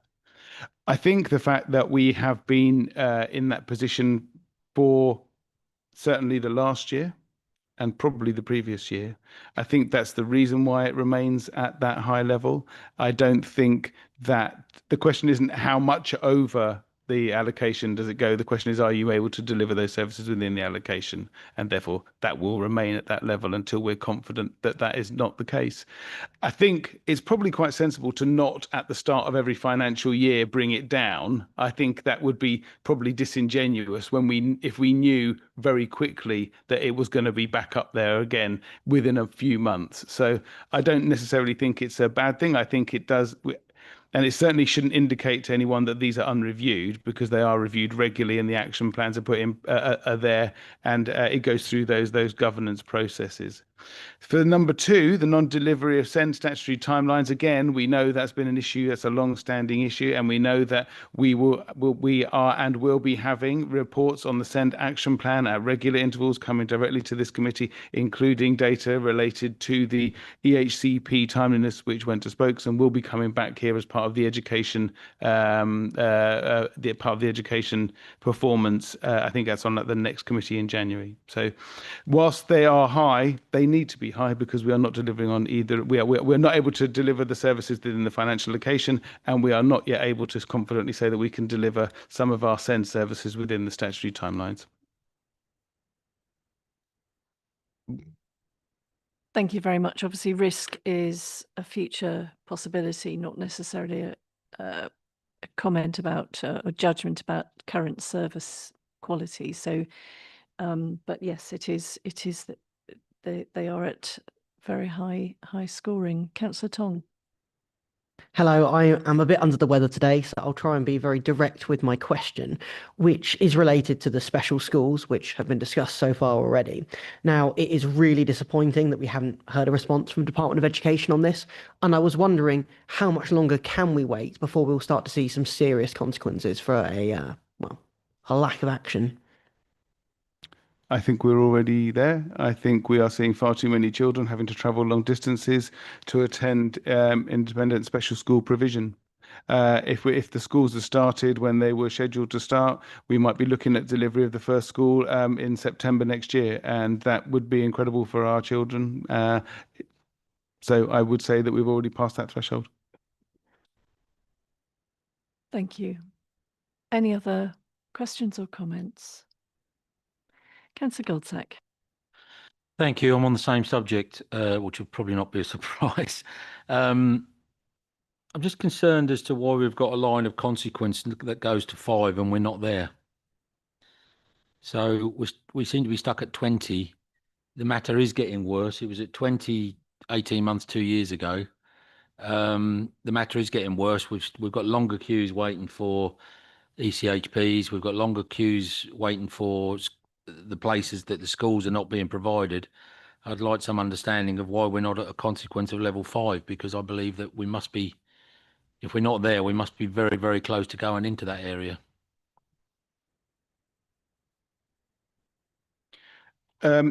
Yes, I would say that's a really good observation. I think that the fact that SEND is a broad church, and there are, whilst we recognise there are lots of pressures, and we've made no claim to try and hide that in this committee, recognising the pressures that there are still good outcomes for many children in Cambridgeshire, and that was identified through our SEND inspection. Our action plan is starting to see some early signs of improvement. So we know that we've had a 0% performance for quite some time. In the last month, the overall annual performance average has increased to 5.8, but that reflected a 10% increase in October. So what we hope is that we are starting to see some very, very early green shoots that things are beginning to change. We know that the backlog of families waiting for annual reviews has also reduced quite significantly. But please, colleagues and members of the public and press that are here, do not think I'm saying that everything's fine. It is not. We recognise we are still in an extremely difficult position, but I hope that what we are seeing is the green shoots of things that are going to start to improve. So you agree it should be at 5? I think that we should hold it where it is, because I think that what we're seeing is some slight improvements, and I would like to see how that pans out over the next few months. Well, I'm coming at this from looking at the consequences of this. You know, in the last meeting, I recorded the consequences for a small primary school near myself. The £60,000 that they've spent waiting, providing the care to their children, waiting for their plans to come through. So it's not just consequences to this council, it's actually consequences to everybody relying on the output from this council. And so that's where I'm coming. Look, I am not denying, and I do not want to stand here with a cudgel hitting officers over the head saying do better, do better. I think there are small shoots of recovery, and I think there are things moves in the right direction. Okay, but I also think that this should have been at 5,525 for the last 18 months, and now we're maybe starting to think about knocking it down a notch, because it just highlights it. You know, you've not, Martin, I'm not saying in any way, shape or form you've hidden this. You haven't. You've championed it, and you continue to try to do so. But I just think we've got to be fair and everything you said on the positives, there's still those children that aren't getting the service and the help that they need. You know, and one of those is wrong. And I just think it's easy for us to lose sight of that sometimes when we're going through reports and things like that. You know, we have the real Mrs. Day comes regularly to our meetings and make sure that we don't lose sight of that. And I think there are other advocates around the area that make sure we do that. I just don't think we're doing ourselves justice. I'm happy to review it next month or next risk register, but I do think it's something that we shouldn't be scared of doing for the sake of highlighting something bad. So I think really helpful feedback there. In a sense, there's been because risk is likelihood against the impact, and we've had the likelihood at a certain level, and then we must be seeing the impact as well, especially as things have changed. For example, the delay in the special schools. You know, there have been changes in the external environment. So in terms of reviewing the risks, I think this committee is giving some feedback to the officers reviewing it to, you know, to take those points into consideration, please. And we'd like the risk register to come back at regular intervals, because this is, you know, really serious matter. Thank you. Yeah, we totally agree with members' comments in that it needs to be reviewed regularly and it needs to come back here. It has a next review date of no later than the 28th of January. I'd like to take that into the new year so that we've got slightly, maybe 2 months more worth of data. And there was no indication in any way that I was suggesting that we reduce that risk. So I just wanted to be clear about that as well. Whilst recognising there might be some green shoots, I was not suggesting that we take that down a notch. Thank you very much. Councillor Martin. Thank you, Chair. I really don't want to labour the point, but again, I agree completely with Councillor Goldsack. If we just have a look at the potential consequences that are noted on the risk register in front of us, the first two, if either of those become reality because of a failure or what have you, they are significant and could bring significant damage to this authority, both financially, from a reputational point of view, and for many other reasons as well. So I don't understand how the consequences of a potential failure that is being identified in this risk register isn't noted as a 5, because it is. If DfE withholds safety valve finances from this council, that is significant. If we don't meet our statutory duties, we're already seeing that already. Parents are taking this authority to court because we're failing. It's costing us a significant amount of money that we do not have. So how this isn't in a 5-5, I really don't understand. And Chair, you know, as leading this portfolio, I'd like to see you taking a step of saying, actually, on reflection, this should be a 5-5, because this is a significant risk, not just to this committee, but to the entire council. Thank you. I mean, I think what we can do is give feedback to the officers who conduct the risk an assessment, who are in full, who are across all the information and have a structured process within the corporate risk management process. But I think we've given a steer clear that it doesn't look right to us, given that there have been changes in the external environment, and that the impact would have been exacerbated by those changes. For example, the delay in special schools, but there are also other factors that have not gone in the right direction, notwithstanding the points that the service director has made. But would you like to come back on that? Just to reassure members that I will absolutely make sure that their views are heard at the next review, and I will reflect them very, very clearly. Are there any other comments? we're obviously noting that we're taking this, we're going to re-look at the risks next year at an early stage in next year. Thank you, Councillor Marr. Thank you very much, Chair. Just wanted to get Martin's reflections, really. Obviously, the potential risk of this SEND white paper that has been pushed down the line again, which we were expecting this side of Christmas, we're now not going to see probably until spring, potentially even later. We're hearing a lot of rumours about what could or could not be in that review. What risk do you see that playing on the authority and our ability to one, deliver the services that we need to deliver, but also the potential transformation you're going to have to go through within your department to meet the new government guidelines that are going to be coming out? I think what we're doing on the officer side is not responding to the speculation, because I think that we could be building service design for something that then isn't implemented or doesn't come forward in the papers. So we are focusing on things as they are. I also think that the potential reforms are also creating and the delays to the reforms are creating unnecessary anxiety for families as well. I think everyone would benefit from knowing what's going to be in there, whether we think it's beneficial or not. And I just hope that whatever is in there is weighed against what is the right thing for children to enable them to access the right education for them. But I think if the question really was, what are we doing now and what are the risks that we foresee in relation to the proposed changes, we are not taking anything that we're hearing as a guarantee as a proposed change. So we're just keeping our powder dry and working with the system that we have at the moment. Thank you. So unless there's any other questions or comments, we're asked to, we've been asked to scrutinise, consider and comment, which I believe we have done. It's a really useful exercise. There's no vote required, so we're just asked to note. If we may move on now to item 7, the Corporate Parenting Performance Report. This will be introduced by Liz Clark, Service Director for Quality Assurance and Practical Improvement. Welcome, Liz. Do come to the table. And what a great report. Thank you very much.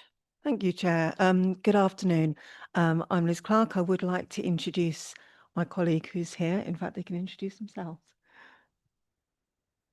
Good afternoon. I'm Melissa Jiggins. I'm Head of Corporate Parenting. So Melissa's here to help me with any difficult questions.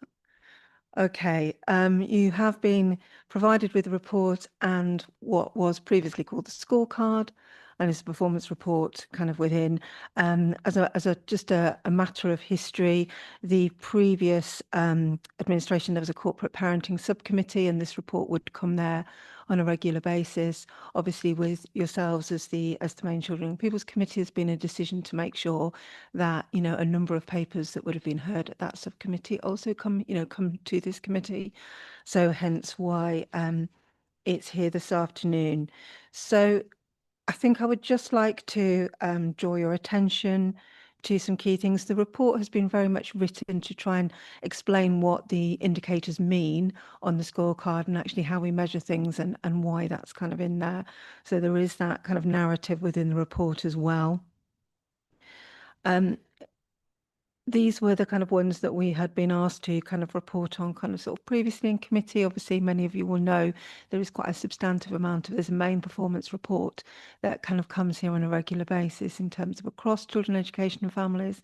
And we do kind of monitor, obviously, a lot more around individual kind of quantitative kind of performance and data. And these are some key items in relation to children in care and care leavers specifically. So in terms of 3.3, I think Martin has already talked around the number of children in care per 10,000 we have at this stage. And I think you will really see perhaps in some of the paragraphs in this report, particularly in terms of that 3.3, about how this links to things you've already heard this afternoon around what's happening with commissioning, where our children actually kind of reside and where their homes are. So as it says in the report that 53% of our children in care are currently placed outside Cambridgeshire, and I know that kind of sort of members have also kind of commented on that, and actually have heard about our intentions about how we're working to have children in their kind of more in their localities and more geographically based. You can see the data in terms of obviously the breakdown of our number of unaccompanied asylum seeking children and the percentage of that of our children in care. Also broken down is legal status, and legal status is something we're particularly kind of interested in terms of children, as to where the kind of status of our children is. You'll see later in the report that actually some of the increase in those statuses, such as adoption placement orders, care and placement orders for adoption, is seen as, that increase in those is seen as really positive. And also things around number of children with kind of full care orders, because again, that shows there's been a conclusion in kind of proceedings, and that we're kind of moving to that next stage. I wanted to sort of just highlight that in terms of our approach to our children in care is one of permanency, but it's also one of reconnection. So it's very much based on kind of where children are in their journey in care. So whilst we look to manage permanency, achieve permanency, and manage their care well, and to have good quality care plans that kind of enable their experience to be extremely positive and have a positive impact on them. We also talk about reconnection, we talk about their networks, we talk about reunification. So it's around what's appropriate for kind of children. At one end of the spectrum, you're looking at how their full care order is managed incredibly well, through to transition to being a care leaver, through to transition to being an adult. But also, on the other hand, we're looking at where at points in the journey it's appropriate for children to think about what that looks like in terms of either a return home or maybe a return within a broader family network, such as special guardianship orders. There's a comment in 3.4 about caseloads, and again, you'd be advised that we've got a positive trajectory on that. I wanted to pick up in terms of particularly around 3.4 and 3.5, where our kind of really strong work is taking place in our interface with adults. And there are significant work streams for transition, which we're very heavily involved in. And I think that's really important when you look at where 3.4 talks around the personal advisor allocation.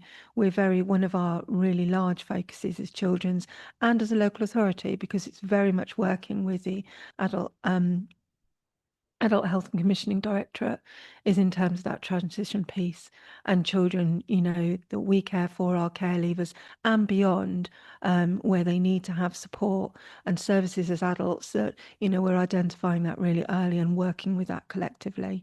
3.5, we've got an positive increase in our pathway plan completion.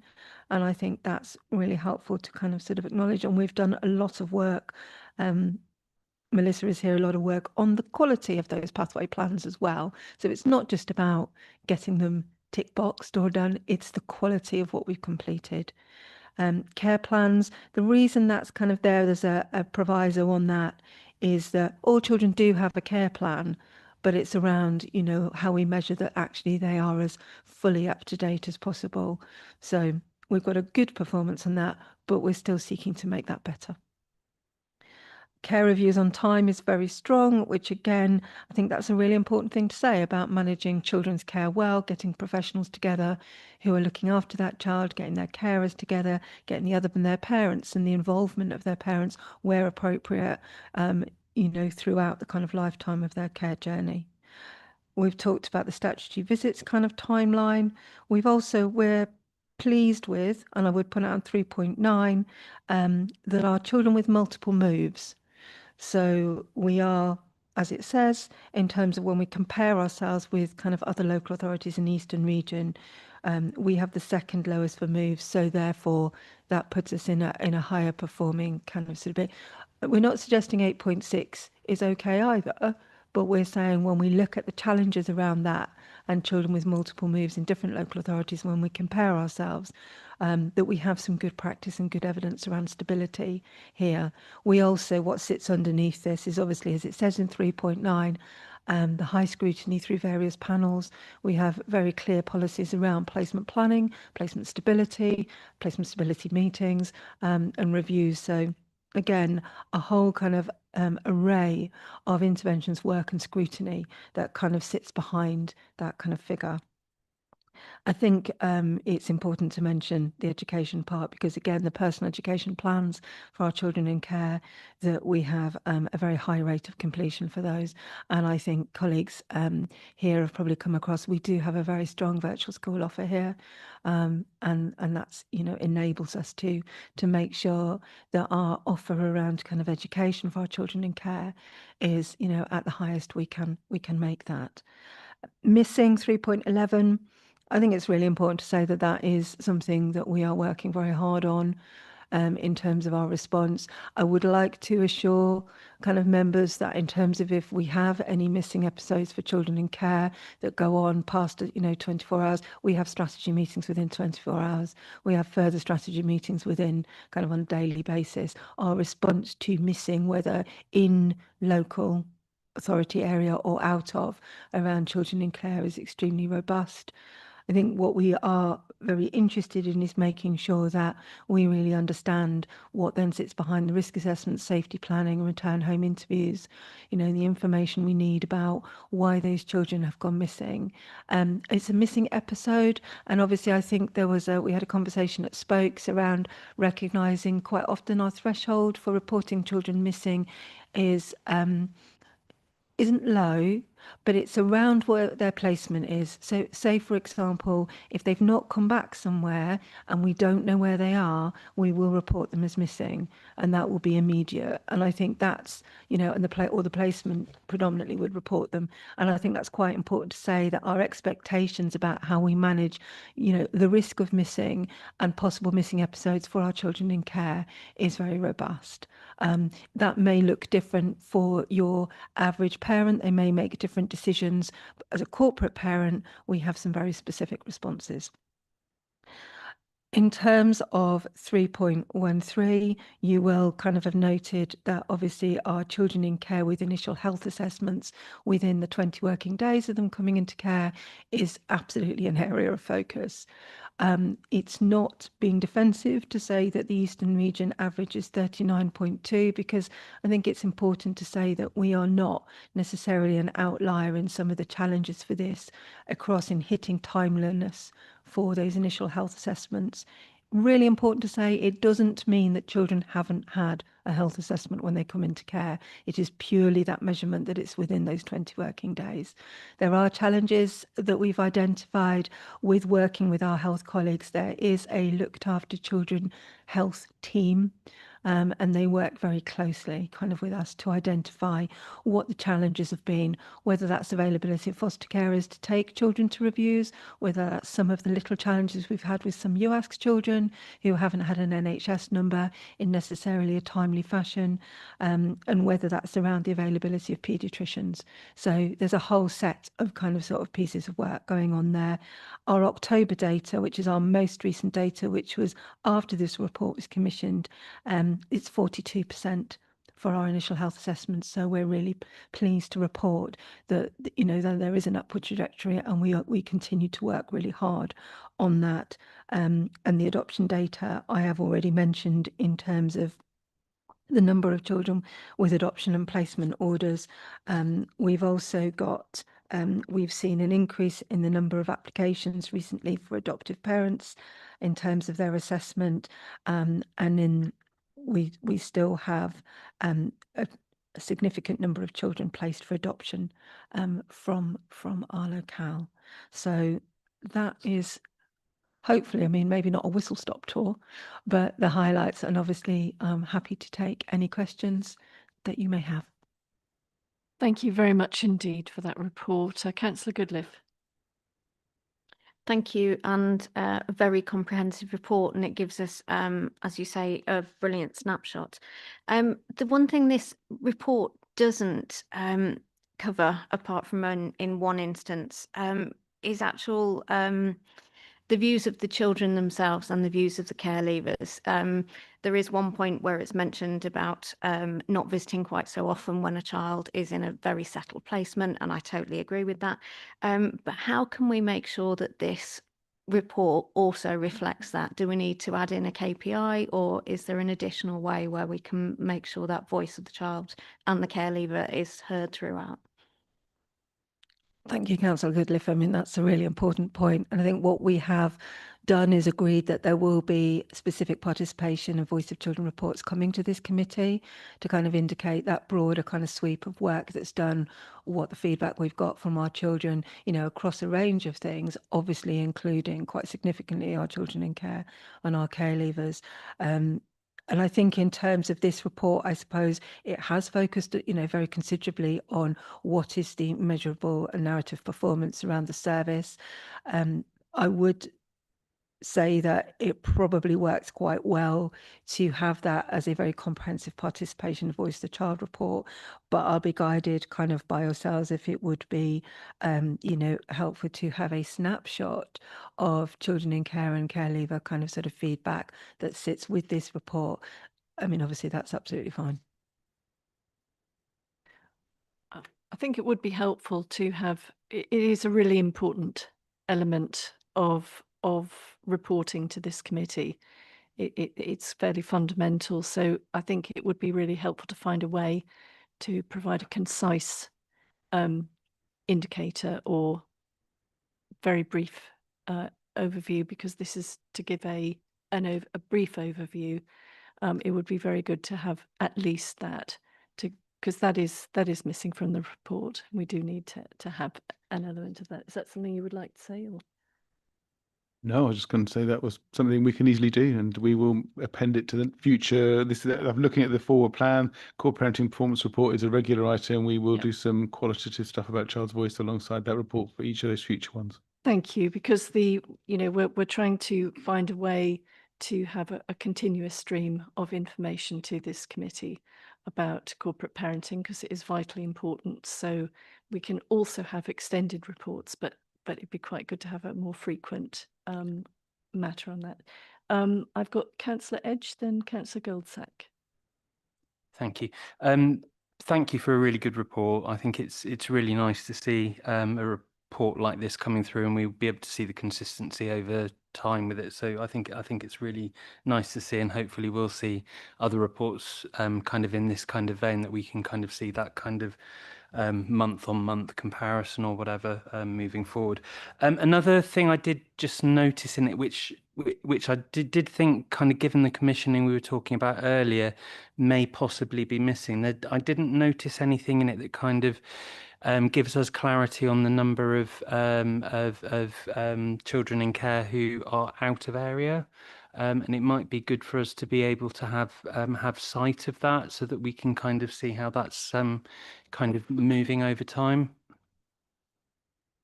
It is in 3.3 to say that 53% of our children in care are placed outside Cambridgeshire. Sorry, I was referring to the regular kind of the scorecard side of things, whether it could be added in there as a regular item as well. Absolutely. And I think I was struck in some of the discussion with commissioning around some of the additional narrative we needed to sort of think about that would be helpful based on some of those conversations and linking it to an effective scorecard. So absolutely. Thank you. Councillor Goldsack, then Councillor Whelan. Thank you. Good afternoon, Liz. Congratulations on the figures in here. I think this indicates a department striving to do really the best they can, and it really is lovely to see. The one thing that I noticed that, well, no, I didn't notice, and hopefully I'm missing it. I'd be interested to know the number of children in care that are waiting for EHCPs. I could imagine that kicks on to rather complex situations. That's all I'm thinking. It's not specifically in there. And again, I think I'm very minded of the shape of conversations that we've had at this committee and previous committees. And if that's something that would be helpful about knowing the proportion of our children in care of EHCPs, we can talk to the virtual school about that. I think it's fair to say that this committee and all participants in it have a very strong focus on EHCP, and it's something we want to see improve. So I would welcome that, even if it was just added to the what did you call it, Johnny? The actual overall report that just puts a line in. I think it would be a useful info. Well, I've got no idea as to whether it's in line with all the HCPs or whether it's better than or worse than. That was really where I was coming from. Martin, did you want to answer before I do, or do you want me? I was just going to say that children either being looked after or becoming looked after is one of the risk ratings that we have when we're reviewing children that are in the backlog. So if someone does become looked after or is looked after, they will get a priority in their EHCP assessment, along with other things. So children that aren't in care will also have, there are also other areas of prioritisation. But just to reassure you, children being in care or becoming looked after is one of those. So actually knowing what that number is would be of really relevance then, the fact that they are escalated and we may still have an issue. So hopefully we haven't, but that would be interesting to know. So if that's not too difficult, Liz, I think that would be a useful addition. Absolutely not. And Thank you very much. Virtual School's got a very strong handle on that. So I will talk to them about, the data that we can provide on that and add that perhaps to the PEP kind of piece. So it kind of sits with Councillor Edge, would you like to come back on that? Yeah, sorry, just to, because as I mentioned earlier, I think there's the intention that we're going to have other reports like this in other areas, and I think one of those will be covering the SEND area, and I'm actually just wondering whether actually that would be better placed in that report on a regular basis, so that we're actually covering it as a consideration within the kind of EHCP SEND area, just as. Well, if you want my opinion, I think it should come in here because we're focusing on the children in care, and that's a part of the children in care focus. I think in a wider text, it's part of the HCP SEND issues, but I think we are focusing on children in care areas, and that's a part of their world. I think if it's not impractical, it would be quite helpful to have it in both. Thank you. Absolutely. No, thank you. It just gives helpful context for all sorts of reasons. Got Councillor Whelan and then Councillor Levine. Thank you, Chair. Thank you for the comprehensive report. Just on 3.8, it says about children in care are visited by their social worker every 6 weeks, unless authorised by a head of service. Their social worker, is that one that's allocated to them, or is it part of a pool? Or do they get to see, basically, do they get to see the same social worker? And in what cases are are there many before the 6 weeks or after the 12 weeks even?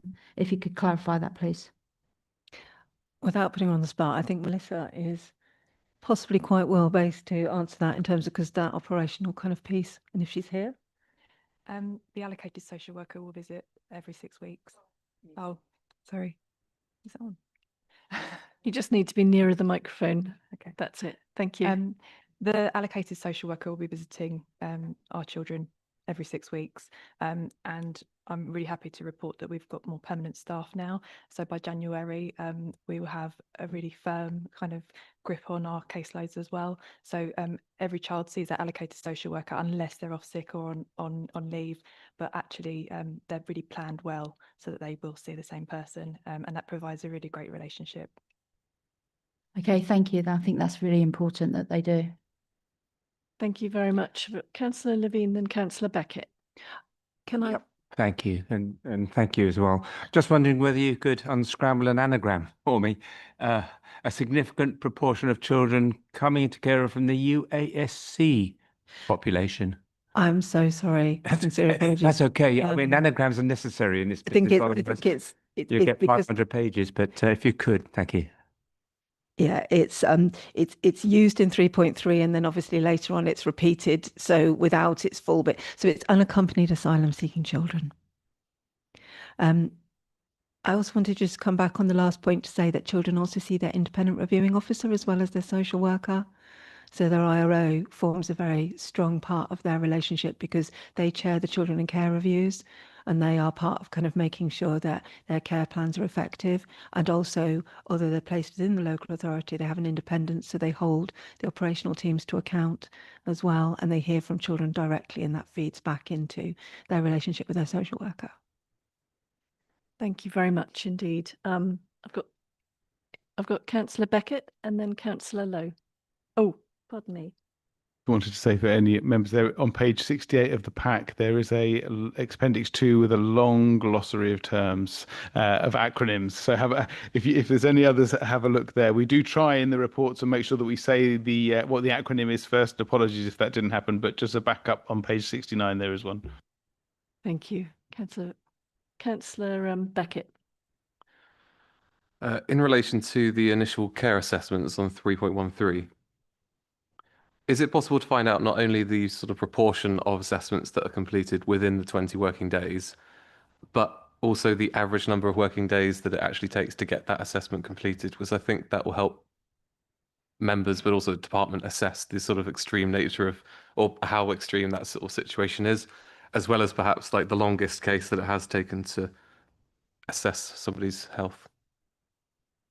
I mean, in terms of picking up cohort children, so if we looked at children who became, looked after in a month and then we tracked them through, we would be able to kind of provide that. So I think it's thinking about kind of whether that was regularly kind of sort of data or whether we kind of do it as sort of snapshot pieces in terms of assurance.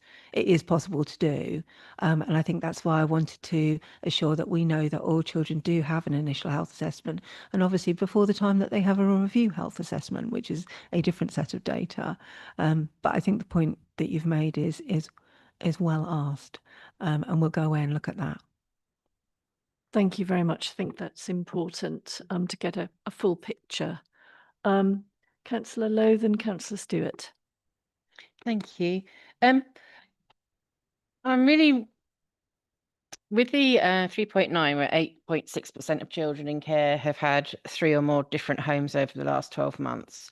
I appreciate that we're deemed to be second best in the Eastern region, but obviously those 8.6% is still going to be traumatic and affect them in the long term. Or has it been identified what the main reasons are? Is it just bad placement to begin with, or that we didn't know the children's needs? Or could you expand on that a bit, please? I mean, absolutely. And that's why I was talking about the reflection on kind of sort of placement stability also, and how we analyze that, also about how we look at kind of children through kind of panels, and particularly children who may have kind of had a move, is to really understand that kind of reason as a network group with kind of other professionals, and to sort of do that in a more bespoke way. I mean, absolutely, the reason children sort of move is for quite a wide range of reasons, and I think that in terms of providing perhaps some more comprehensive, for the next report, a bit more narrative kind of around that, I think that would probably is where we're getting to. If you'd like information in between, we can kind of go and have a look at that. I don't really want to just kind of talk off the top of my head because I haven't got that analysis in front of me. But I think that it is important to say that whilst we scrutinise it, for some children, those moves were not an inevitability in a negative way, but actually were to do with their journey in care. And where they are in the kind of court proceedings. It's not just because, where they were living was inappropriate, or they didn't like it, or they didn't get on with it. It will be also to do with managing their kind of care journey. So that is some assurance in terms of where their status was. But absolutely, we can provide more narrative, as we go forward.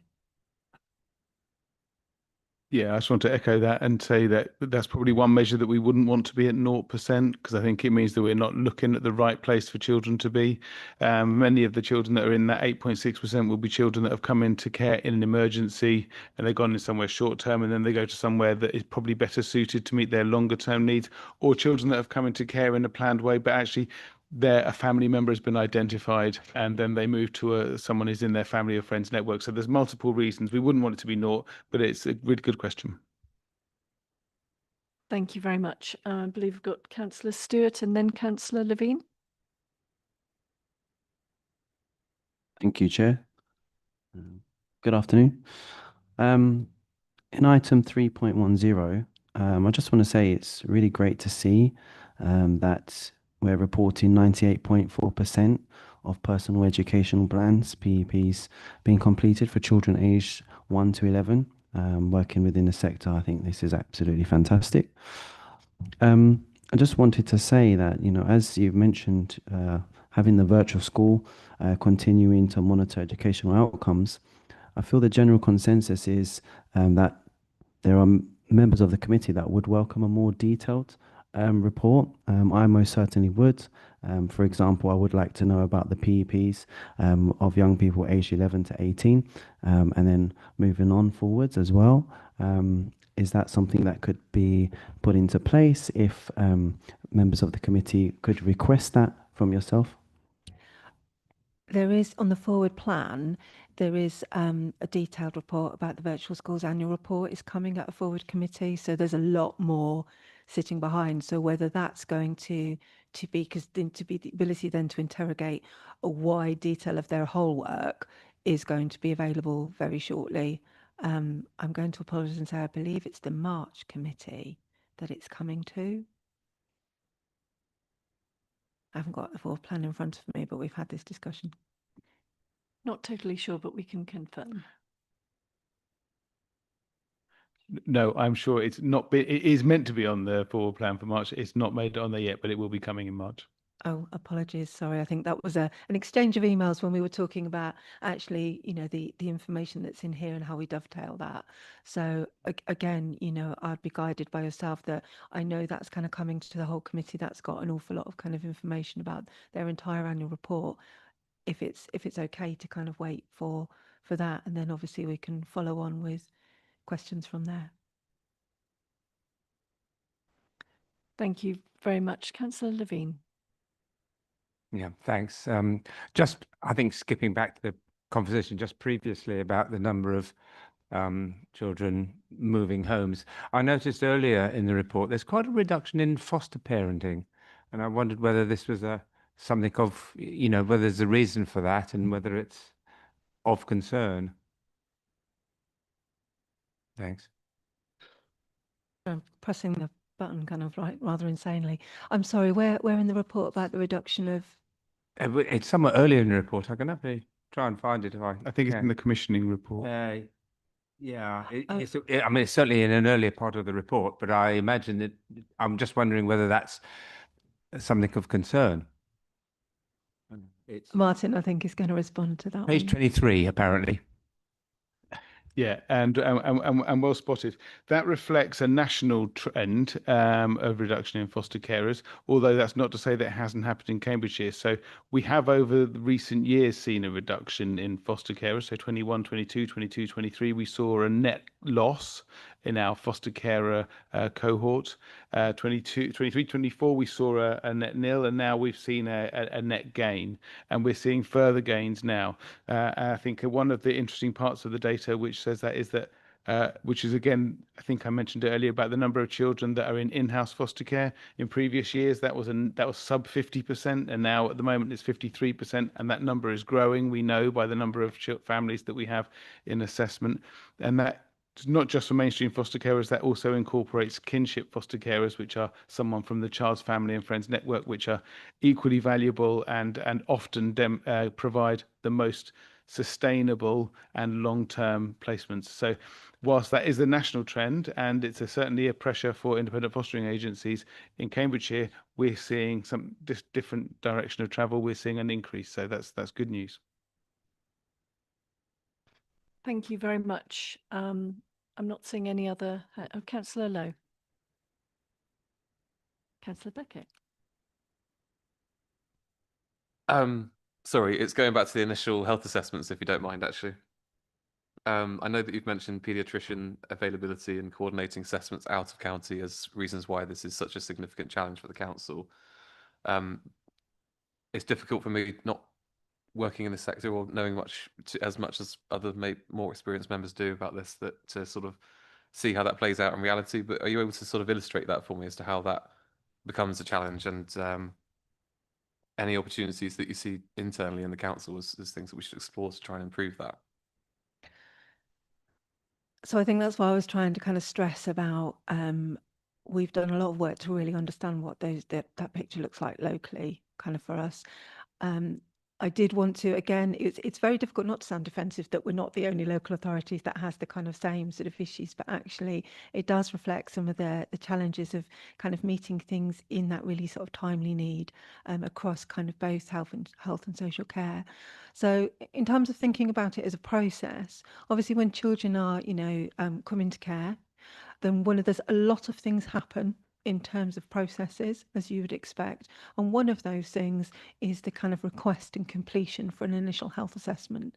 And there's a whole set of administrative and business support processes around that, which we've done a lot of work on to kind of track that it's landing in the right place in health at the right time, how they pick up that, how they process that, and a lot of connected kind of pieces of work.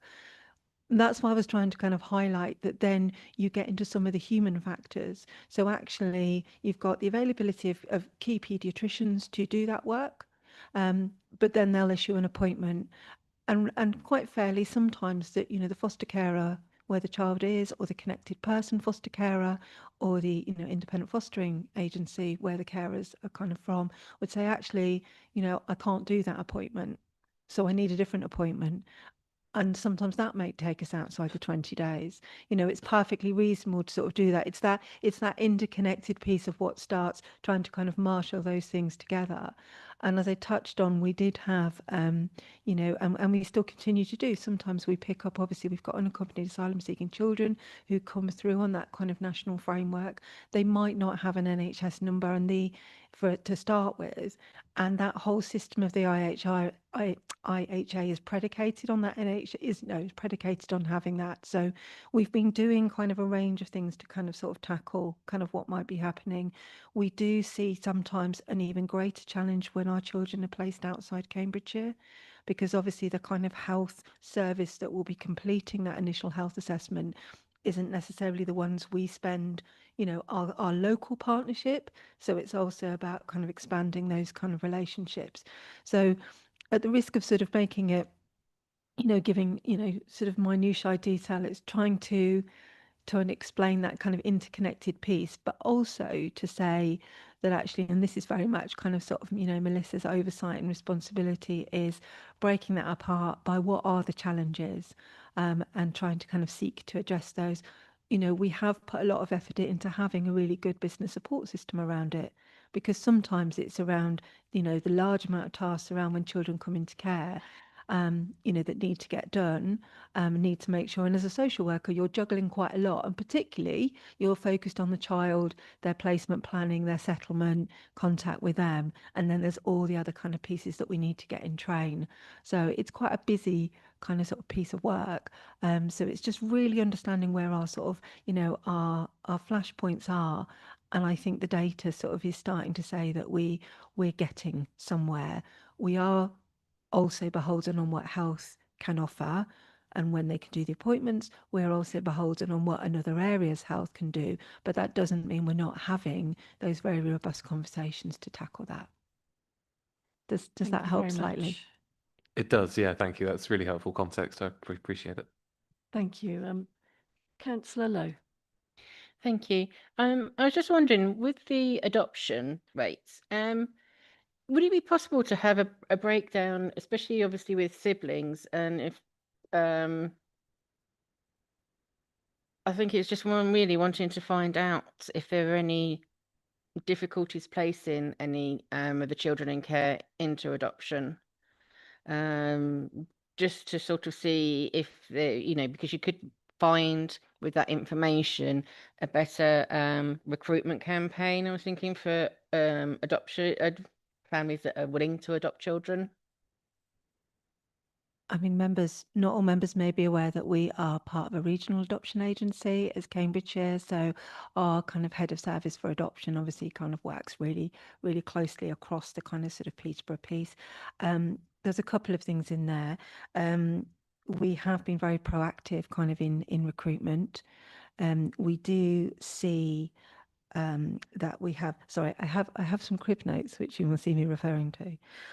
We do find it easier where we have got enough kind of what we call in-house adopters. In terms of adopters, we've kind of assessed ourselves and gone through our adoption panel, and then we kind of sort of agreed and we can match our children to. we see that, you know, we do kind of recognise that the internal matches are easier. We do have a list of children who have care and placement orders where we are, you know, obviously very actively seeking that kind of sort of family finding kind of piece. We've also seen an increase in what we call early permanence placements. So that kind of, other people call it foster to adopt sometimes and colloquially. And we have been using that. And that often leads to a quicker adoption order than you know, sort of other processes. I think, you know, like all local authorities, you know, we recognise that, you know, sibling groups, you know, children with particular vulnerabilities and needs, you know, you know, in terms of like placing with adopters, kind of suitable matching, you know, we've got the same challenges that kind of other areas do in terms of making sure that the forever family for our children is right. I think it's, you know, it's a really fair question about some of the detail of our adoption kind of cohort. I suppose, like a lot of things on the performance scorecard, there's lots of detail sitting underneath kind of all of those ones. So I suppose it's thinking about, if we have a piece of data about adoption on that scorecard, do we have the data that's going to be the most helpful for the scorecard? Happy to provide perhaps some in the forthcoming performance reports, that the cover report has perhaps some narrative around, you know, our adoption kind of cohort and children. That's not difficult to provide, if that was perhaps what you're asking. Yeah, that would be great. Thank you. And because I think it's also, I appreciate that siblings are very difficult to find families for, especially if there's larger groups, I suppose, larger sibling groups. So I just really wanting to sort of try and make sure that we've got enough adopters that won't result in families or siblings being split, because obviously that would have a big impact on the children as well. So just to be really clear, when children have got a care and placement order, if they're a sibling group, but their kind of care plan indicates that they are care and placement to get, you know, so it's all kind of marshaled like that. We don't change that without having that kind of sort of reviewed kind of sort of properly. And that's why I wanted to talk about the Regional Adoption Agency and the opportunities around how we look at recruitment, not just about how we kind of work ourselves, but how recruitment's done across the Eastern region and how we kind of sort of build in with other people. But on a bit of good news, I am aware that we recently did find and match the two children who've gone for adoption. One is kind of 10, 11 and the other's really small. And we really celebrated the fact that they're siblings. That large age difference potentially on paper made them harder to find suitable adopters. But the adoption team here, the family finding team, did achieve that. So it's just it's one case, but it's a really, really good news story for those children. Thank you very much. And on that happy note, I think we'll draw. Oh, Councillor Tong. Hello. I was wondering if you could elaborate on the annual dental examination section, because it seems that really great work has been done to get children in care the dental examination they need. I wanted to know how you've improved this figure so much, and also if you could elaborate a bit more on the drop towards the end of last year, why things were a bit less satisfactory then. Sorry, apologies. The dental, how we've managed to increase it, but the drop kind of previously. Yes, both of those. Okay. I was going to say in terms of, I think it's just been an upward trajectory. So rather than, I'm not sure, I'm sorry, I wasn't sure which data about the drop you were looking at in terms of dental. Martin, would you like to? Well, it was more to do with our average rating for the months previously towards the end of last year don't seem to be as high, unless I'm misunderstanding the data on page 103. As in our average over the course of the year is much better. Yes. So, I mean, I'm going to, some of the detail, I might ask Melissa if you, or Martin, do you want to go for tenacity, I think, is probably the answer, but. Yeah. There's been a lot of focus work on dental, on dental appointments for children in care. Ranjit Chambers undertook a lot of work with local providers, identifying NHS providers that will take children in care as a service user group. And it's also the way we record it, because this isn't always done on a rolling 12 months. Some of it is done on a in-year update, so on an in-year achievement. So it's a mixture of data and how it's collected, and a really hard focus work on making sure that carers have access to appropriate local dentists for children. Great, thank you. Thank you very much. And on that happy note, may I draw this discussion to a conclusion? Thank you very much indeed for the report. And we move to the next item, which is the agenda plan, a training plan and appointments. Are there any other updates, Tamar? None that I'm aware of. Thank you very much. Are there any comments from the committee? Councillor Goldsack. Sorry, fed up with my voice. I think we've got a couple to add after today, haven't we? Yes, indeed. So, Yes, they will come out Yeah. when we do The ones from today will be added, yeah, Thank but you. not Yeah. no others there. Thank you. So with that, that's the end of our business for today. Thank you very much indeed for the engagement and the interest and questions. It's really very helpful. And we next meet on the 20th of January. Thank you.